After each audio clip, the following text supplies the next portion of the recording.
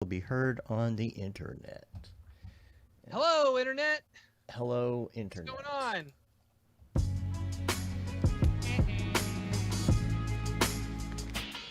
All right, coming online. The live dashboard. Get the link. Woo-hoo. Slacking it. I'm slacking it. What? You're slacking it? I'm slacking it. What's our live?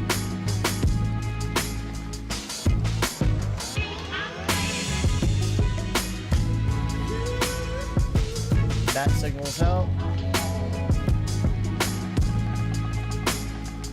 Okay, Siri, you can now translate your voice. Another like, Google called. I was gonna say, if if the translate is as bad as Siri actually is, Wonder if she really tells you what she's translating. Because it'd be like, how much does this thing cost? And it would be like, screw you, screw you. give me all your money. Yeah. You accidentally tell somebody you're robbing them. Right? Definitely some international. G-Rant. Chris H.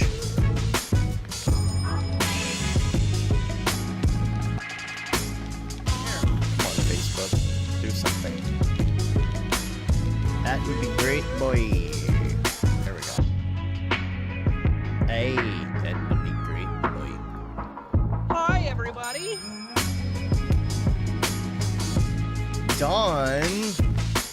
Dawn's here. Okay.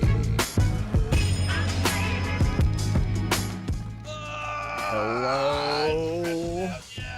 Thanks for joining us live. We're getting set up here. All right.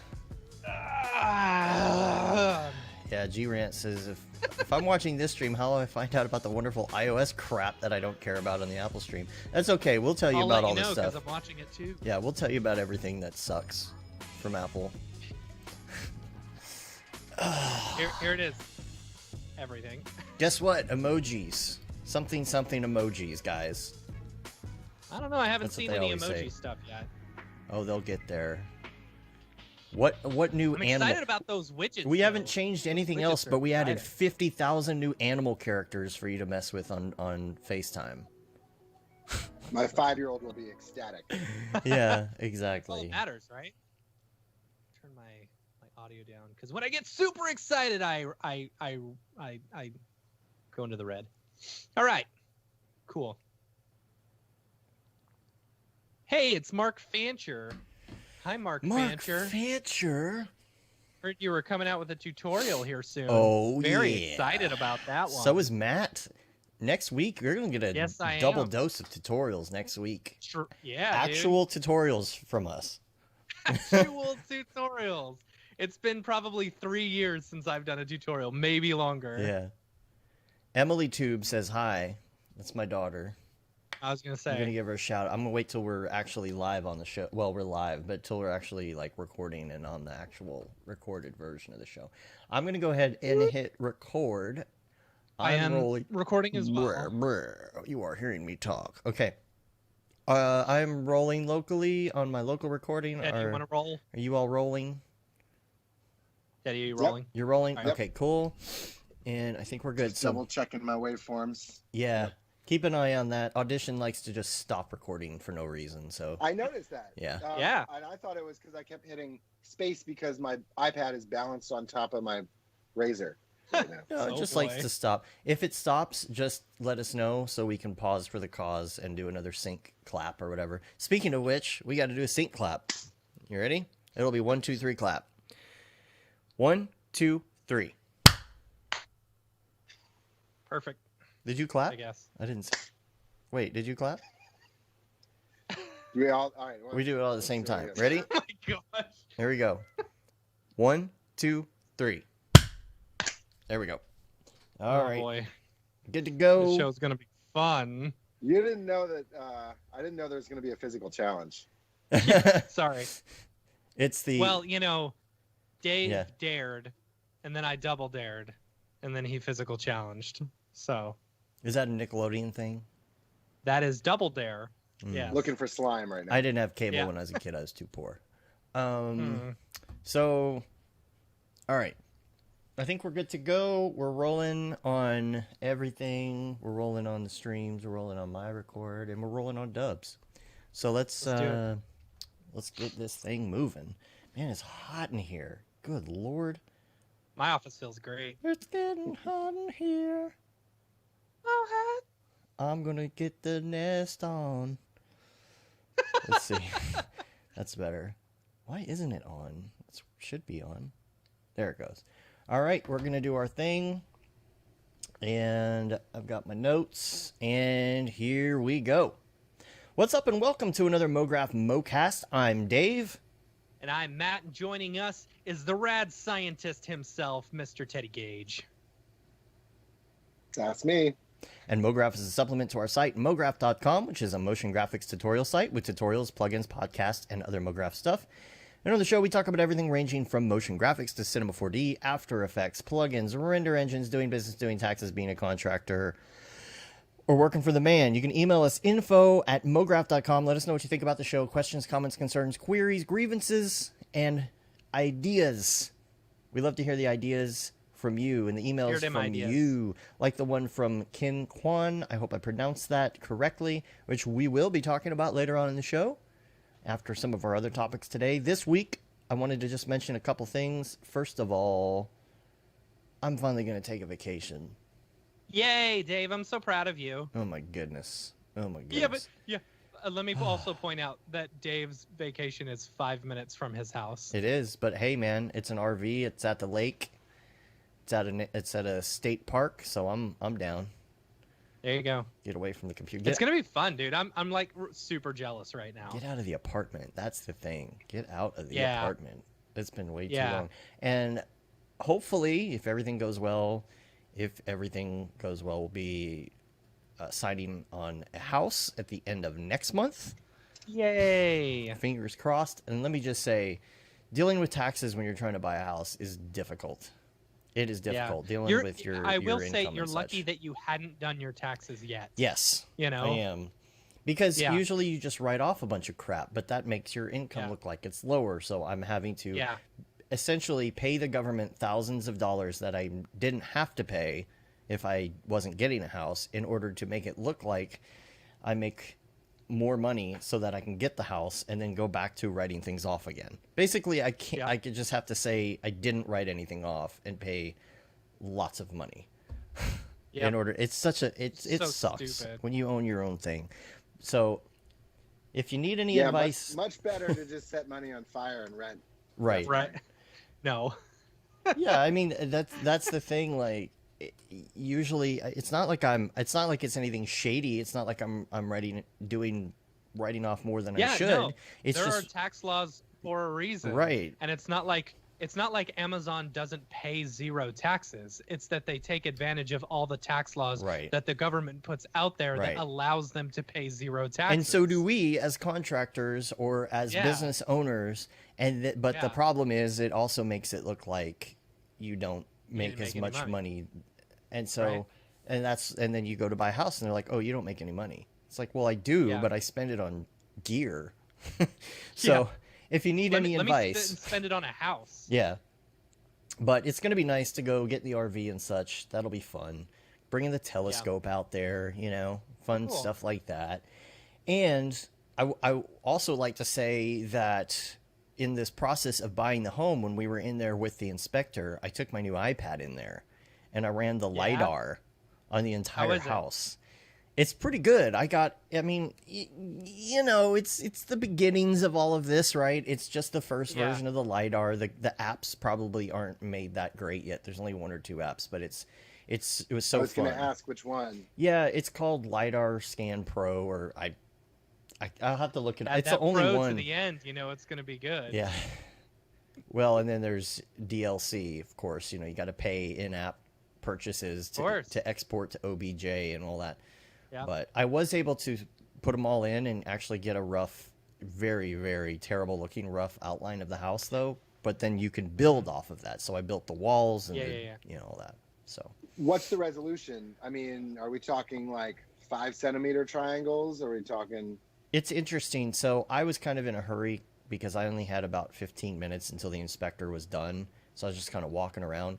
It's like the longer you hold it and scan it, the smaller the triangles get. So it does a very broad thing. You know, Interesting. you hold it and it gets better and whatnot. Does you it know, seem designed for spaces, or does it seem designed for like, let's 3D scan this toy? honestly, it does both. I mean, we had huge tall ceilings in the dining room because it's a 2-story house, and so it goes up 2 stories in the dining room, giant chandelier and stuff like that. So aiming it up, it picked it up perfect. It doesn't seem like there was much of a limit. Interesting. As far I'd be as the really LiDAR. interested to compare it to a Gen 1 Matterport, because I used one of those, and I mean, they were crap. Of course, They're the real Gen 1 bad. Matterport. Yeah, you But that know. was $15,000. Oh, and Yeah, it's For crap. pretty low resolution. Yeah. No, totally crap. Well, it might be. It might be just as good. The hard part is like it doesn't do textures. Does that one do Yeah. textures? Does it bring the like photo? Yeah, it does. But they're like, I mean, you're looking at 1K to 2K textures. They're not great either. Yeah. They're used mostly for real estate walkthroughs and stuff like that. So Yeah. they don't have to be super, super high res. But I was shocked. We rented one for a project, and it was, you got to go up many levels before you can get like a decent, like high level photogrammetry scan. At this point, you're really still better off doing photogrammetry. Yeah. Meshroom's a good one for free. You don't have to pay $5,000 for reality capture. Mm-hmm. Yeah, photogrammetry is still probably the best way to go in a lot of examples, but I will say that there's no way I could have scanned the entire house with photogrammetry in 15 minutes. That's the thing. Or maybe you can use them in conjunction with each other to get a little idea of like the layout. It's pretty solid as far as like going into another room and coming back to the room you were in. It still lines up very well. So that's really cool. It's a really great toy for now just to play around with. It's really not production ready, but it still is something to go in because I'm able to kind of look at the house now and figure out things that I could not have figured out with just photos, especially when it comes to like multi-story. I mean, how long do you think the whole scan of like a room took you? The entire house I had scanned in 15 minutes. Oh, it's unbelievable. Yeah. So I have the Insta360 VR2, which is an HDRI camera, like one of those balls with 6 lenses on the outside. Yeah. And that's what I've created all my HDRIs with, and that'll snap a full HDRI in 45 seconds.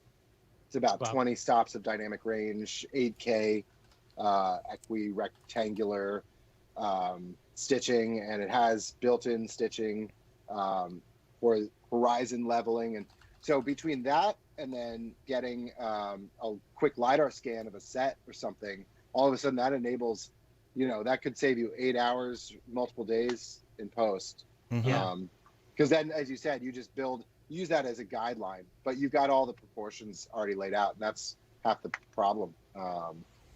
Trying to do set extensions and stuff like that, because otherwise I have a one of those little laser measuring guys, and it shoots out 150 feet, but I've got to keep a notebook, and the setups keep changing. Like I've got to measure the height of this camera sensor to the floor, and if it's on a boom crane, I can guess, but realistically, like on camera reports, it's never right. So yeah, we used one of those for a VFX thing that we did, and it was okay. It at least gives you rough measurements, which sometimes is just fine. Yeah. But I like where this is going. That's the thing. It's not really show ready. I just like where all the technology is going. Where we will get to the point probably where there's probably going to be LiDAR just built into the cameras and just give us all the scene data and everything all in one, It will show us where the camera was and all the motion data from And it, what the I think Lidar. we see over and over again in our line of work across the board is that the software will catch up to the hardware. Where I think the resolution is going to get better, the speed is going to get better, even just with the hardware we've got with the Lidar. I mean, I'm talking to you on an iPad Pro right now. It's that one. Yeah. Because I was so excited about the possibility of it. Even if it's just like 3D scanning toys and stuff for my son. Yeah. Yeah, it's fun to play around with. And I feel like they put it in the iPad first to use it as kind of a test to see if it's going to work well on the phones. I think the next phone, which are they announcing that today? No. I don't They think they're usually gonna do that in announce a phone September. today, right? That's September. Yeah, normally WWDC Yeah. is just for like, yeah. I think they'll probably put a software. Lidar in the next one, in the next phone. Especially Yeah, when maybe. they're going to start working on that AR stuff they're going to be doing, those AR glasses. Not gonna happen. Yeah, Not gonna it's- happen. It's going to happen. It Still, won't. I'd also like to... If it happens, here's what I'll say. If it does happen, it's going to be very short-lived. It's not going to be adopted. It won't be quickly adopted, and it's going to be way too expensive because you're paying the Apple tax, and it's like it's not going to be good. You Remember know? Google Glass? Yeah, Exactly. it's supposed to be like Exactly. Google Glass, but I It don't would know. have to look exactly like my glasses and not give me any sort of like problems with my sight, you know, trying to like look at the little notifications or whatever. And where You do you put know. a battery? Yeah, exactly. The batteries in Like, the the sides. things are going right? to have to be like twice as thick in order to, you know, then you just The whole thing's look like made a out big- of lithium. you look even more like a big nerd walking around with these big old glasses. It's gonna be you know? lithium ion frames. You know. Yeah. And who wants to put That's- a bunch of batteries right next to your face, you know? Your eyes. I mean, literally. Exactly. Yeah. It's like if I lose my eyes, like I can't work anymore. I know it's my you biggest know? fear, man. Yeah. Biggest fear. Got to keep I thought away we'd the all have diabetes. bionic eyes by now. What? You what? Oh, bionic I eyes. thought we'd all have bionic eyes by Yeah. now. Or contacts, at least. Yeah. Right. These Yeah. I feel like a superhero sometimes, where because they have the pass-through mics, right? Yeah. So Oh, yeah. you This is can a hear everything going on, Pro. but it actually enhances like passive conversation. So I'm walking in the subway or something, and I'll hear someone having a conversation next to me that I wouldn't be able to hear otherwise. I'm sure there's spy technology that's like these times 1,000. Yeah. Yeah. I'd also just quickly do want to mention, because my daughter has asked me to mention this, her YouTube channel, EmilyTube360. I'll put it in the show notes. She needs those subscribers, yo. She needs Yeah. those subscribers. And it's really funny because Jonathan Winbush posted on his Facebook yesterday as well that his kid needed to get subscribers on YouTube funny. as well. And it's for the same reason. It's because, do you know about Gotcha Life? I don't even understand all of No. it, but this is huge. Like Gotcha Life, it's this thing where you can make these characters and stuff, and then you record them doing things and saying things, and then you put it onto YouTube. And so it's just huge phenomenon. Gotcha Life. There's like some Gotcha Life channels with millions of subscribers. So I'll put that in the show notes. You can check that Weird. out. But Jonathan posted too Man, because it's his so kid's hard to doing keep up Gotcha with all Life the videos. Trends. Yeah. I don't know, man. That's the kids. That's what the kids are doing these days. Yeah. Too old, Matt. You don't understand. I just barely got into TikTok, and I'll say I'm loving it. I'm Told loving you it. would. Yeah. So the 3D motion show was last Yeah. week, last Thursday. So if you missed that, check that out. There's a bunch of great presentations, and there's going to be more presentations next month. There's going to be, obviously, SIGGRAPH was supposed to be next month. Now, this is not going to coincide with the virtual SIGGRAPH, because I think SIGGRAPH decided to do something virtual, but it's going to be later. Because originally SIGGRAPH was in August, and it was going to be a little bit early this year. So Yeah, it's supposed to be in July. yeah, it was supposed to be in July, and so I think Maxon and everything is going to be at the same time, and it's not going to be at the same time that they're doing their virtual streams in August. It's actually going to be in July, so keep an eye out for that. That's going to be a good one. I believe that's a 3-day stream. It's fun sitting in on those streams. Yeah. I get to chill here at my desk and live stream, but I don't have to be on camera, which is awesome. I know. It's nice, right? So are you guys kind of coordinating the Mm-hmm. the mixing and the streaming? Yeah. Yeah. It's basically just They- like this, except I'm not on camera and I'm muted. So the Yeah. people who are on can actually hear me yelling in their ear, but I'm not going to the stream. Yeah. Is not it all going to the via stream. Skype or Yeah. is it another platform? Yeah. It's all Skype. Wow. It's all yeah, via it's Skype. just like this. Yeah.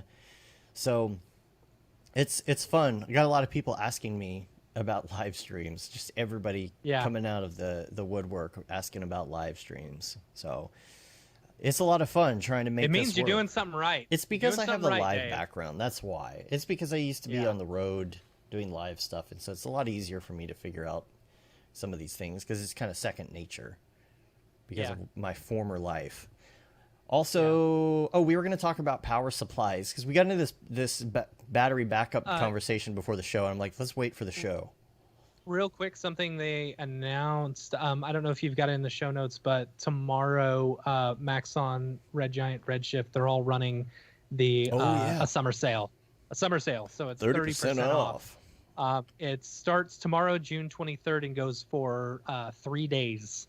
So if you don't have any one of those and you're looking to new pick them subs, up, right? it's for new subs. New yes. subs only. Yeah. Yeah. A little above. So make sure to get in while you can, because saving that much money off of a new sub is awesome. Yeah. Like it's great. Do it. I It's was a thinking great of way to get probably- inundated into the system. Yeah. It's probably I what? was thinking of probably grabbing an S22 year on top of my permanent R21 because I don't want to give that up yet. Yeah, I just started using S22 and I like it so far. I haven't played around with any of the UV tools or anything like that. But yeah, first thing, just a little helpful hint. As soon as you get you go over to a new cinema, make sure and set up your autosaves because they're not set up automatically. Especially if you're like which Matt they and you should be. never save anything ever. True. Ever. If True. you would just set up just immediately, first thing you do when you start a new project is just to save as, then you Yeah. wouldn't have to worry about that. I'm just saying. You would think. You would think. After Effects has conditioned me. I increment and save like every minute, Right? probably. Yeah.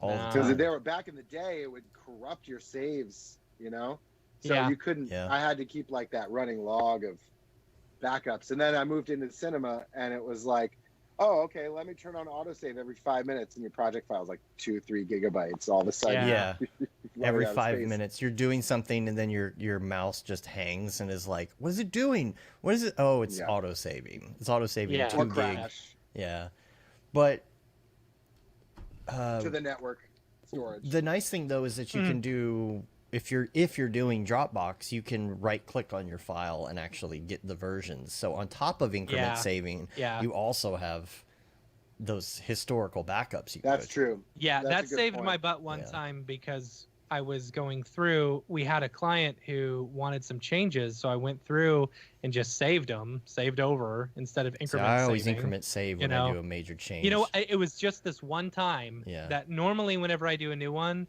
it's like they've said we don't want this, so just go on with something else. I'm like, Yeah. okay, well they don't want that. I'm gonna go on to something else. I didn't increment save, and then they come back a couple days later. They said, can we go back to this old version? And it's like, oh, now I got to go back and find it, Mhm. And luckily, even some of the renders, like I didn't even have to re-render. I could just, get the old renders back. So yeah, Yeah. That's sort Anyway. of, I started my career as an editor in Premiere, and it's Same like here. you got to save every sequence for every round of notes Mhm. every time, because otherwise you're gonna. Can we get the intro from V7, and we want to swap the middle part with V16, and in the beginning, I was just like saving versions, and that's you got to jump open. You couldn't even open multiple project files Yeah. in Premiere until recently, so. Yeah. Yeah, I do like that actually, especially if you're working on like a couple things at once. You're always juggling projects. Someone hits you up, they're like, "Hey, can you change this thing real quick?" You can open it on top of what you're doing, make the change, send it out to render, and then close your project, and your other thing stays up because opening the projects in Premiere is half the battle, right? And you open it Yeah, up, right. and it's like sitting there, like doing some crap in the background, and who knows, transcoding Conforming something. all your cache files. Yeah, Right. filling up your hard drive. Yeah. That's old Final Cut Pro, right? That used to be able to open up multiple projects all at once.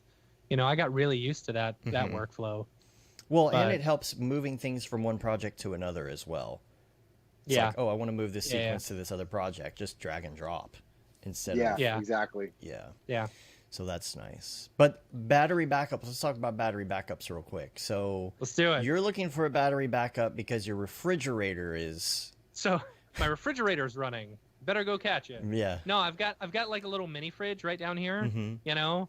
and like everything was fine except for like it'll pop my audio occasionally, First of But all... now it's gotten to the point. I understand. You don't want a mini fridge on the same breaker as all of your equipment. That's number one. Yeah, but like, how am I supposed to install another breaker into my office? Plug it in Call somewhere an else. electrician. No, Yeah. I've got everything. I've electrician. got my computers and everything plugged into a different wall outlet. But the whole upstairs, like half is all one breaker. One breaker for know, half the upstairs? One breaker. Yeah, That yeah. doesn't sound right. 20 amps? I mean, how many amps? I don't know. Didn't it may you be a kick 20 it up to... amp. You kicked it up to 30... No, I kicked it up. it was too No, I low. It kicked was it like up- 10 It was or no, 15. no. It was actually, it wasn't that. It was that because it was a brand new house, they use these certain types of breakers now that, like, if there's like a sudden surge, it'll automatically pop it, right? Oh, so helpful. I Yeah. know, right? So anytime I would hit render, it would pop my entire circuit and it would turn everything off. And I'm like, oh no, I don't have enough, I don't have enough amps or whatever it is. To run all this stuff. Well, so I called the place and they said, oh yeah, this happens on all these new houses. Like sometimes people will be printing something. Anytime they send something to print, on their printer, that'll cause the whole thing to pop. And so they had to replace it with a new one, an entirely new one that wasn't like that. Huh. I don't know. That's like we were talking about the render burrito the other day. So render Render burrito? burrito? Yeah. Yeah. So in my old office, I only had one circuit, and it was 15 amps, so I couldn't microwave a burrito while rendering. That's a big problem. So you gotta That's microwave funny. the burrito So super hot I first. called Right. Let it cool while you start the render. and then in the summer, it's even worse because it's like I'm flipping the AC on, trying to Oh, get it cool. gosh. And then the AC is Get- cooling the microwave my burrito. lunch, get the burrito hot, Right. then kick your render off. Right. But the AC is on and Oh, it man, cools I'm the really burrito hungry, but before I'm you in can... the middle of a render. Yeah. Oh, That's man. funny. I ended up getting an electrician. It was a friend of mine to come in, and it was going to be like $2,000 to drop a bunch of new circuits in there. And he looked in the walls, and the circuits were there, but they'd never been connected. Oh, And that's it was like, yeah. So all he had to do was drop a couple of wires down. My office was in a music rehearsal facility. Oh, that's funny. Mm. There I've was an thought about doing spray that foam before. factory. So That's it was like funny. this. It would get like 120 degrees in this room because it was all fully insulated, Oh, which was yeah. nice in the winter. But Yeah. with all the machines running, the other surprising thing was half the heat in there was from the monitors. It wasn't even from the machines. Yeah, monitors I get know. so hot. It's crazy. So If you hot. take like a thermal deal, like I've got one of those little Seek cameras from my iPhone. If you take one of those and you swing it around the room to see what's hot, you'll see the bottom edges of all your monitors are like emitting heat. It's really weird. Oh, yeah. Yeah, So- I can feel It's it. the back Yeah. at the top too. Mm-hmm.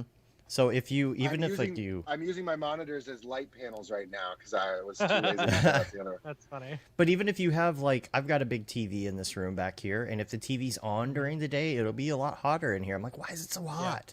Just Yeah. because there's a I've, 55-inch monitor on. I've got an old plasma TV, Ooh, yeah. downstairs in our living room. Now our living room has really tall ceilings, So like during the winter or whatever, we have that TV on and it's like it heats the entire room. Yeah, Mhm. yeah, it's crazy how much heat those put out. Mhm. But also, how cold does it get there? Let's be honest. I mean, it depends. Like the coldest it gets is probably like freezing. That's it. Okay. You know. You have the occasional But that's 20s. like But Yeah, we'll have the occasional 20s, but most of the time it's like 30, 40, Mhm. 30, 40 at the coldest. yeah. And then, yeah. So with your So power backup, supply. Yeah, battery backup. so you want it so it conditions the power because it's turning off your monitors for a second. It's kind of yeah, making it's them like flicker. making my monitors flicker or something, And it doesn't do it on my LG widescreen one. It only does it on like my crappy Samsung ones, You probably like- could get away with just a conditioner, possibly. Yeah. Yeah. Without the backup. But the thing is, if you have all that gear, first of all, you need protection on it. Second of all, is your cable box for your internet. My autosaves are fine. Yeah, but the thing is, if you're, let's say It's a you're, Dropbox. the biggest thing Right. for me, it's not going to save you in a power failure, right? It's not going to keep the stuff on for 2 hours while the electric company comes out. It's not going to do that. Right. However, those occasional flickers or random storm blows through, and it's not even the lightning, it's the wind sometimes just makes the power lines freak out for a second. You'll have some sort of a quick drop. Well, instead of your entire system shutting down during that, it'll keep it running for that split second that you need it for. Yeah. And these systems, like the Cyber Power, if you get a good one, it'll take a lot of I mean, you could put a computer and a monitor, a couple things on there, but if you have your cable coming in and your network routing and everything else, if you put those on the backup, the nice thing is if your power goes out, you'll still have internet for a while. And it won't reset your cable box and reset your internet. You won't be waiting for it to boot back up, but any of that. My internet comes from, my internet is set up in my garage. Mhm. The main. Well, that's the main. different. He makes port. his own internet. It's Yeah. artisan. Yeah. Yeah, it's small batch Right. internet. Right. Microbrewed. Yeah. You got people making it down in the basement. Right. Yeah. In big tubs. The problem for me, Yeah. so I did that for a while. I had 800 volt amp, I believe, or no, they were like 800 watt, 1200 volt amp, something like that. Anyway, what you need is your it has to be able to cover your maximum power draw, right? Right. Otherwise, those batteries are going to explode. Right. Okay. So if you're pulling down, and I use a kilowatt meter to measure that, if you're pulling down, 1,000 watts, it's got to be able to sustain that. Otherwise, it's going to yell at you. But that's the and I nice couldn't thing figure about out when I was rendering. the Cyber Power ones have the little monitor on the front that actually give you all that information. So you can. I really the draw. just need a battery backup that will make my my monitors stop flickering. Well, That's it. I mean, don't you want to have something connected in case the power goes out? You can at least make sure all your stuff is I got shut down. autosave. Yeah, in that case, that would work. As long as your workstation is only connected to the power conditioning side, usually there's like half of it is battery draw and then half of it is power conditioner. Yeah. Mm. And the other thing about the Cyber Power ones too is they are expensive, right? Let's say $300 or $400 for a really beefy, nice one, which is what I got here. And I have had this thing for probably almost 10 years. And the reason is because when it goes out, I hope everybody realizes this. With those, you don't have to buy an entire new $400 power supply. You just That's buy a new true. battery. Because, these things wear out because what it's doing is you're constantly drawing off the battery. The battery is constantly being used because it's the middleman for conditioning the power. So if it starts to go bad, unfortunately, it'll start to just shut off even when you have power. At that point, you have to unplug it or you're going to be in trouble. But you get online and you can buy these batteries, and it's usually 2 of them that are linked together. And you can grab these and drop these little batteries back in for like, I don't know, $60-$70 every 4 years or so.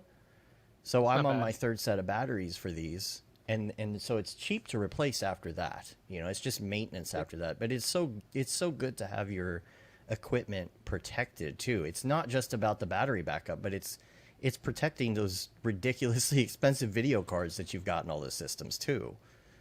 Yeah. I mean, Yeah. I did have you said it was Cyber Power? Cyber Power, because even brownouts, Yeah. when you start having brownouts and things are, turn off. Have you ever had the power where it starts turning off and on a whole bunch of times really fast? Dude, that will ruin some of your hardware if you're not careful. Yeah.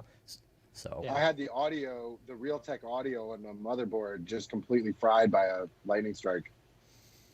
yeah, It and was that's so weird. I had no idea what had happened, and I thought the whole motherboard was fried for a minute. But yeah, I had a brownout thing where the power started flickering and it ruined a cinema display that I had years ago. And Ooh. like, Hmm. and luckily I found a weird workaround for it where you cover one of the pins with paper on the power supply. It's really weird. It's low voltage at that point, but you cover this little thing and then it starts working again. It's so weird.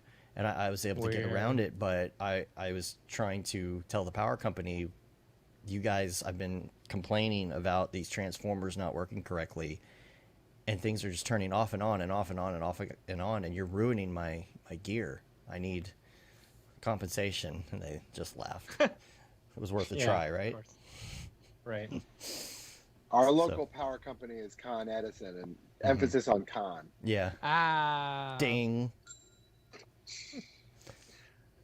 Do y'all have the ability to choose whoever you want for power? You're not Okay. deregulated, huh? Yeah. Yes. You can, there, like every couple of weeks, we get people at the door trying to sell us on, like, oh, buy this clean energy package, and it's a scam. Your energy prices are doubled, and you can't Jeez. like unsign up for it. Yeah. It's like it's bad. Wow. It's really bad. I'm on clean energy. You know, I you gotta specifically. vet those. You gotta vet that company though. Make sure that they are Well- what they say they are. Texas the has thing kind is- of a system for it. Yeah, like I mean, it's all they basically are buying. You know, they're buying credits. They're buying renewable energy credits, and you're using those credits versus like coal or Yeah. natural gas or whatever What they it do is, in Texas is they deregulated, and you're still coming off the same grid, and it's all through the same Mhm. company. However, it's Right. called powertochoose.org, and you can log in and you can actually choose from vetted lists of companies that are legit, and they give Yeah. you different package deals on what you can buy and the lowest kilowatt hour price. or Yeah, I think whatever. I'm paying like 7.5 cents per kilowatt man. hour or something. That's half. Yeah. Yeah. What it is, Oh yeah. yeah. Yeah. It makes it really I've competitive. never paid more than 11 ever. Wow. Paid Mhm. more than 11, and I'm on renewable energy, so Yeah. yeah. Oh, we got some peeps in the chat here. We got Shams. My daughter said What's up, hi Shams? again. And Bob Walmsley. I Was saw it? Dr. Sassy in there. Dr. Sassy Yeah, was Dr. in there. Sassy? Yeah. I mean, Oh. I find posts from Dr. Sassy back in like 2002, C4D Yeah. Cafe, right? That's It right. was like the old school helper. Totally. That's funny. Yeah, Bob's in here. Why don't I just mention this link because it's the only link I have this week. Let me bring this up. I should have put it in my other notes so I could bring it up on my screen. Let's see. It'll take me a second to load because my old laptop sitting over here is like super old. Oh, it's so slow. Good Last lord. week housing discussion, this week power discussion. We could Yeah. do barbecue chips.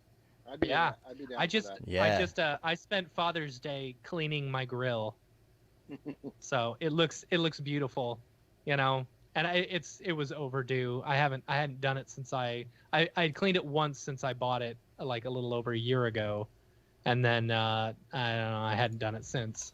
It was overdue. I'm so ready to It looks grill. beautiful. Get my house on so I can get my grill on. I made a Beyond Burger for my kid for lunch today. I didn't tell him it wasn't like actual meat. He's like, wow, this burger's amazing. It like melts in my mouth. I'm like, yeah, it's pretty Not good, in your right? hand. Right. Okay, so I got the link. XP Flow Field. Ooh. Did you see this preview? Hmm? I don't think I Hmm? did. I'll put this in the show Looks notes. exciting. It looks super exciting. Here, I finally got it up on my other computer, so I can bring it up on the screen here. So, XP Flow Field coming soon. Check this out. doing got these layer things going on now, and like you could do particles along a spline. Look at these layers. This is the functionality that I think a lot of us have been kind of talking about that we would like in X particles. It's like so much more like Mography control over what's going on. Right. So definitely very art directable. Very art directable. And that's one of the things that I've heard personally people complain about with X particles is really making things art directable. And so I'm looking at this, I'm like, oh, this is fire, as Shams would say. This is fire. So make sure you check this out. It's super cool. The original flow fields had just come out when I was working on the Tool Farm promo spot. Yeah. Mograph. And so I'd been struggling with the flocking, and I got a pretty good, like, if you go back and watch that spot, I got a pretty good result with a lot of tweaks to the flocking mods. And then for the final shot, there's 3 schools of fish that are all converging, and then they've got a circle around the Tool Farm logo, right? And I just was having a hell of a time getting that down, and in like 4 hours and with flow fields, I basically mocked up the whole flocking behavior and had it finished, and it was great. It was really a game changer. Bob says new flow field is way faster too. It's been rewritten for efficiency. I'm super excited. That's awesome. I haven't really had an opportunity to use X particles lately, and it's just because I haven't had like a good X particle-y project to work on. So I don't even think like I need to update all my stuff. Yeah, we just had a project that I use X particles a lot on, you know, like using it for emitters, like just emitting, I don't know, like debris and stuff like that. And I don't know, I really like it. It's so easy to just hop in there and get in and get out, you know. One of the things that I think a lot of people don't consider it for a lot is for scattering. It has really fantastic scattering. Oh yeah, in C4D on landscapes. The matrix object's really good with Redshift, but there's some actual topological. Oh, nice. Got your video here. Tired of seeing this. Got to show people. Tool Farm's getting some free ads right now. All of the like stuff scattered on the landscape, that's all done using XP caches. Like all that stuff, that's all XP. Cool. So like you can limit it by height, slope. Yeah, that's the fields part. So there's no attractors in between. It's just all like running along. I think it was like 4 curves dropped into the flow field. Nice. And then tweaked. Dude, it was rough, man. The first time you sent like the compressing this. Remember that? Yeah, tell me about it. All those little I still, fishies. I want to remaster it now and do maybe slow it down a little bit. It was funny. We were at NAB. I think it was NAB, and like you hit me up on Slack and you're like, "Hey, I got a new version. Can you upload it now?" I'm like, "Sure, dude. Whatever you want." Yeah, because of the compression. Because it had already been playing a couple times. Yeah. And you're like, "Oh, I got a new one." Yeah. I don't think it was any better either. Yeah. And the problem is then we recompress it after the fact, right, you know, right, and it's live streaming, so your compression is really going to suck. There's a great YouTube video that I send to clients a lot. That's I forget who it is, but he's explaining why do videos with particles look awful, and it's a basic problem with compression when you have more than 50% of the screen moving at any one time. You lose it. It's just the nature of compression. Was that the one where they were talking about where they showed a lot of like confetti and stuff like? Snow, yeah, that was such a good video. Yeah. Can you pull that up? Or? I don't even know. If someone can shoot me a link, I'll definitely bring it up. I know which one you're talking about. Yeah. The compression. Because clients don't understand. They're like, we need this video that's 4K. Where I want it 15 megabytes and it's 2 minutes long. I'm like, just no. I mean, it's gonna look like garbage. Yeah. Why snow and confetti ruin YouTube video quality? Yeah. Is that it? Yeah, I remember this. Shoot me that in the dingus, and I'll bring it up. All right, there you go. It's in the dingus. Thank you very much. Hopefully we don't get so like, I now find the Tool Farm thing was really eye-opening in terms of testing your compression from the beginning to look at your particle speed is a really big one. Big shout and out to trying- Tom Scott. This is his video. So Yeah. Wait, is it if we don't own this? if we have say to we say don't that? own this, then it means we it's say okay. We don't own it. Yeah. Right. But yeah, I mean, look, I mean, and I'm sure it looks even worse, you know, on the compression of people watching it, you know, because they're Right. showing it anyway. You know that compression that's like double compression? Right.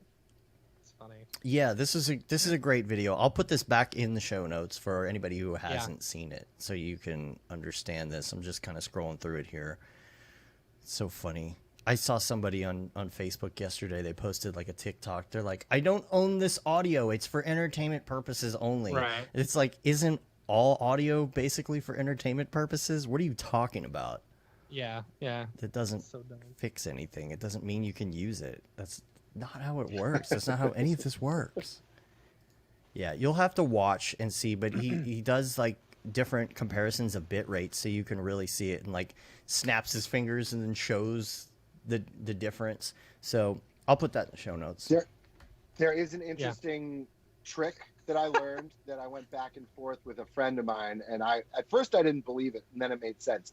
He said, even if you have a 1080p video, upscale it to 4K and then post it on YouTube, and you're going to get better results from the compression. Interesting. And the reason that happens is because there's different tiers of compression on YouTube. So 1080 is capped at, say, I don't know, 15 megabits or something like that. But 4K gives you a 50 megabit limit.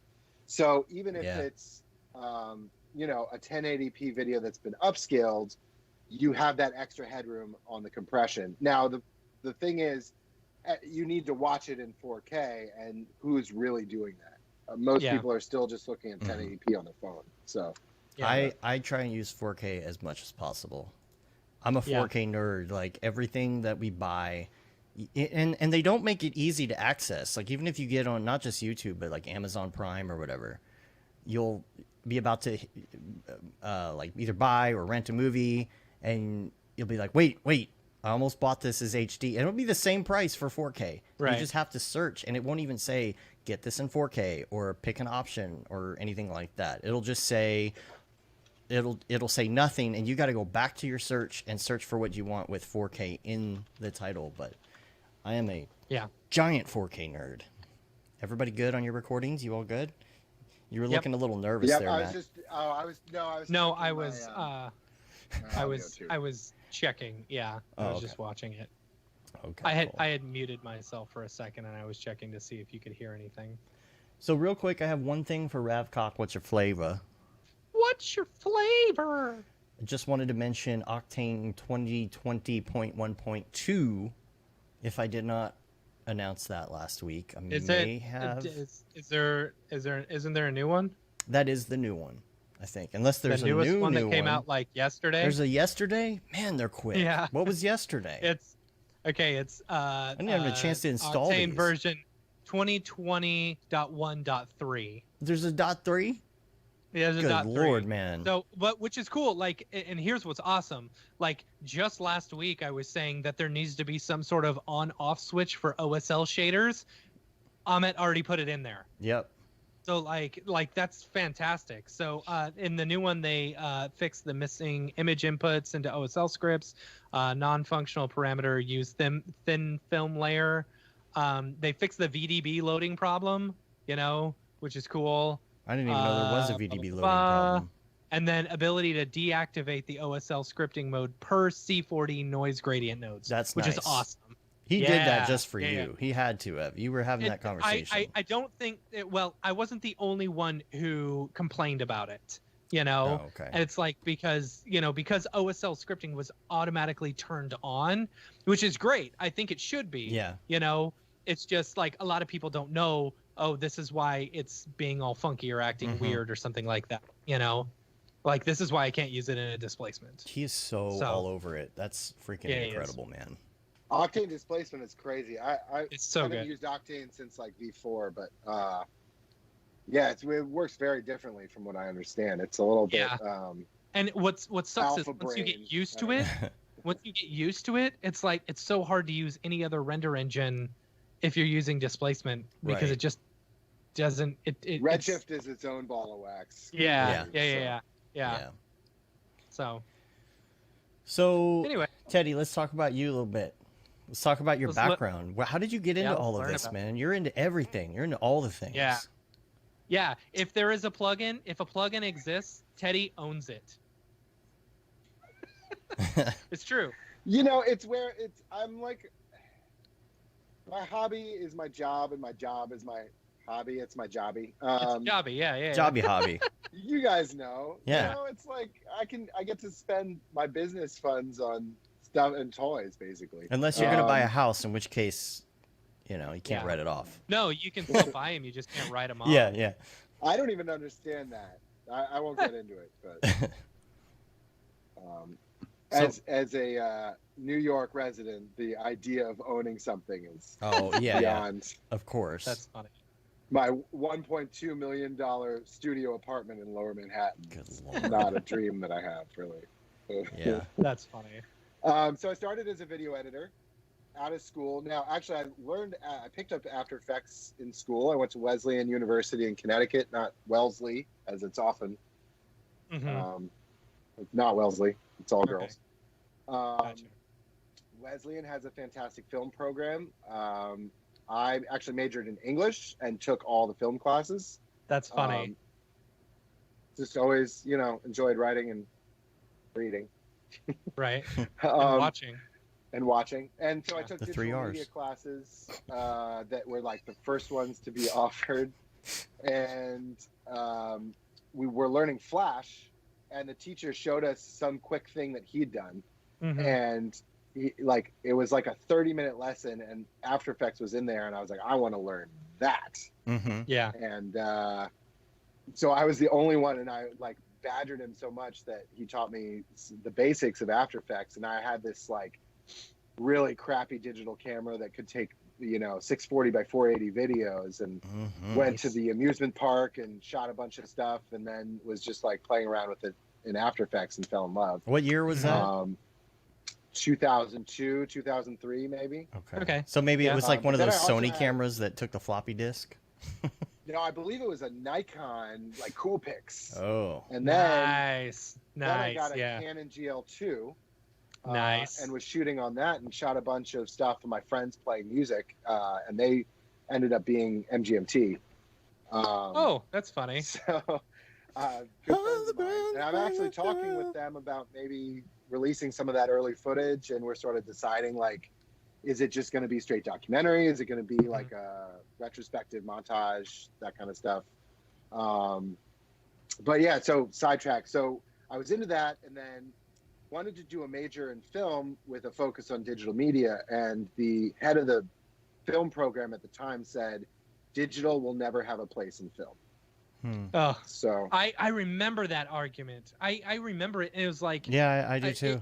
you would watch, you'd see 28 Days Later, and they're like, see, they did it digitally. It can happen. It can happen. But know? it every was an photo- understandable every argument. cinematographer said, no, this will never do. I will never work in digital. Yeah. Right. And I got it back then. It made sense back then. With 8-bit 420 encoding. Yeah. Yeah, it looked terrible. Yeah. Yeah. And in fact, I see a lot of stuff the Star Wars movies that were shot on digital, the masters are 1080, and and the comps are awful, man. I mean, you'll never be able to recover that stuff. So there was, at the time, they didn't envision that we would have the sensors we have now that can do 444, 10-bit and up, Yeah, doing freaking 16K and scaling it and all that. Yeah. So from there, I moved right to Brooklyn, sight unseen. I lived for 8 years with 8 roommates. And Oh my God. gosh. I always get that reaction. 8 2 roommates? bathrooms, 2 kitchens, but 3 bathrooms, but 1 didn't work. It was always broken.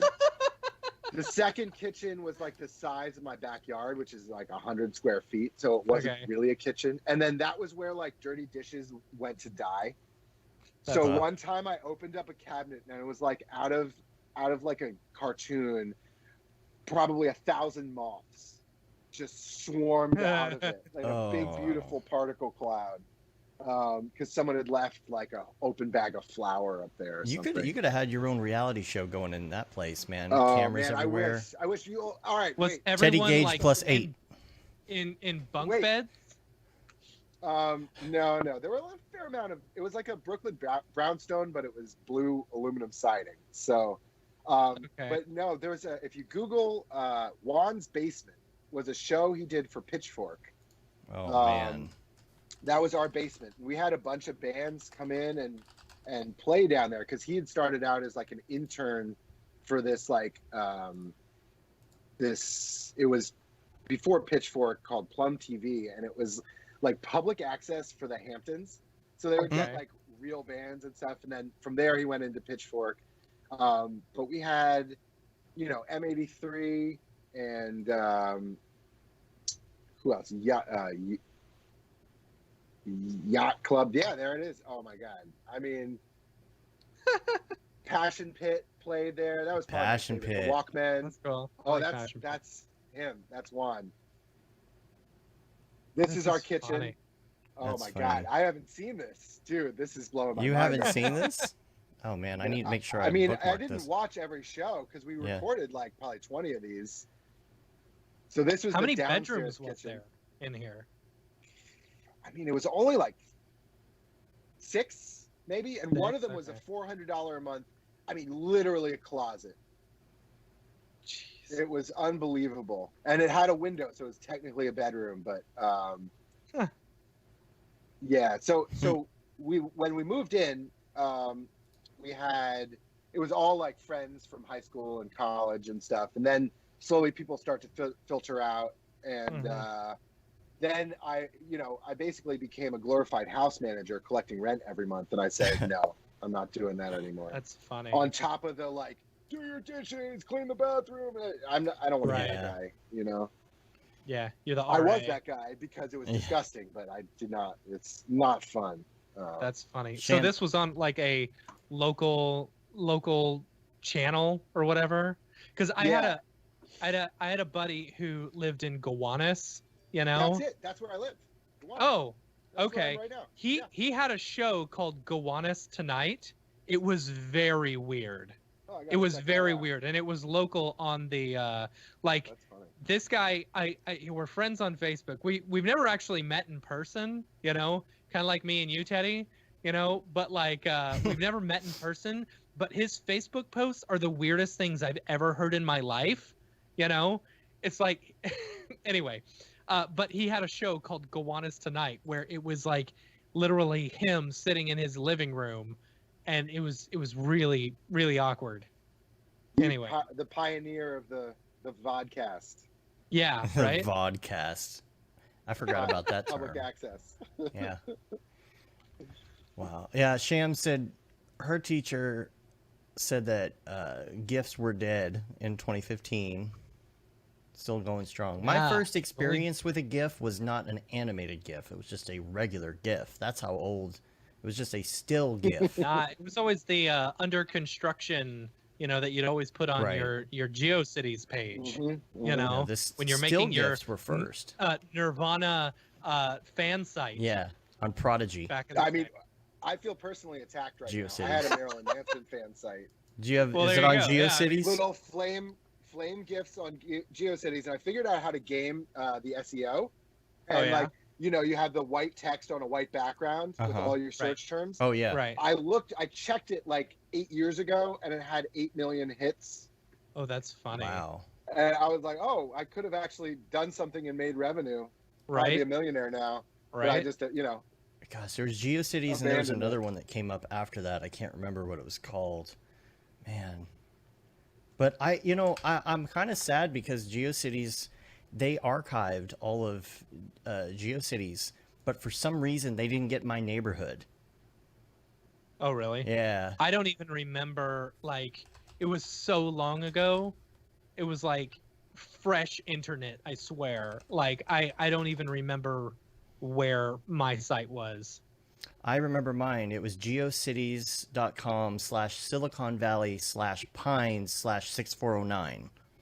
Oh, Wow. but I still can't find it. Like, it's not archived in the archive. It makes me sad. So it's not in there. And you had to do Silicon Valley with capital S and capital V or it didn't work. Jeez. Right. And the funny thing is it created an auto-generated password for you. And that password became my password for like everything for a really long time. And then funny. after that, it became like variations of that and variations of that with weird numbers and characters. Yeah. And still to this day, there's very small bits and pieces of that password inside of the passwords that I use for some of my sites. Isn't That's that funny. crazy? You definitely have a Russian botnet on your machines right now. Yeah, probably. That's funny. That's really funny. Gosh. Angel Fire. Yeah, That was one of them. There was another one like Angel Fire, and it was it was very much like that. Gosh, I wish I could remember what it was. Do y'all remember Web Crawler? Yeah, you had Web Crawler, Lycos. Yeah. Alta it was- Vista. Alta I was a Vista. big Alta Search Vista engine. user. See, I was all about Web Crawler up until Google came out. Yeah. Yeah. Well, I tried Ask Ask Jeeves. Jeeves for a while. Yeah. Yahoo, That didn't I was work. a big like Yahoo Communities user. The Yahoo Finance was good. When Yeah. I was first getting into that and losing money in the stock market. Free webs. Gosh. That's funny. Memory Lane. Memory Lane. No, let's talk about. What was let's- what was y'all's first AOL username? Dead Ted. Dead Ted. Okay. DEDTED. All right. Wolfman379. That I was was me. Mentor 972, which I still Oh my am. gosh, it's still your name. Yeah, it's because all my friends were getting on AOL Instant Messenger, and we were all in area code 972. So we were all Right. our school nickname plus 972. That's funny. All of us. There were like 15 of us, and we all had something 972. Yeah. That was the best. It was Wolfman was my first one, and then it All right, what became was the first Fat MP3 you Milstead. ever heard? Ooh, the first what? MP3. First MP3. I don't even know. I know mine. I have no idea. It was Diamond. Remember the Diamond Rio MP3 player? One of the very first MP3 players. Yes. It would hold like 4 songs. I had one, and it came Yeah. with a song or something. So, yep. I almost don't even certain remember. it was the Macarena. My friend had it on his laptop. Oh, wow. And I was like, "You're playing music without a CD-ROM? Yeah. Holy crap!" And then they had like between Discman and like the Rios, you could burn MP3s onto a CD, so it could hold like 10 or 15 albums because you're talking about 700 megabytes, right. and then it would load that into like I guess RAM, and so it had no shock skipping. you Right. know? Yeah. So yeah. you could go like ride your bike and your music wouldn't skip, and you'd have 10 albums on a CD. Yeah. Yeah. Yeah. The I MP don't- the MP3 CD player was a revolution. Yeah. I don't remember what my first one was.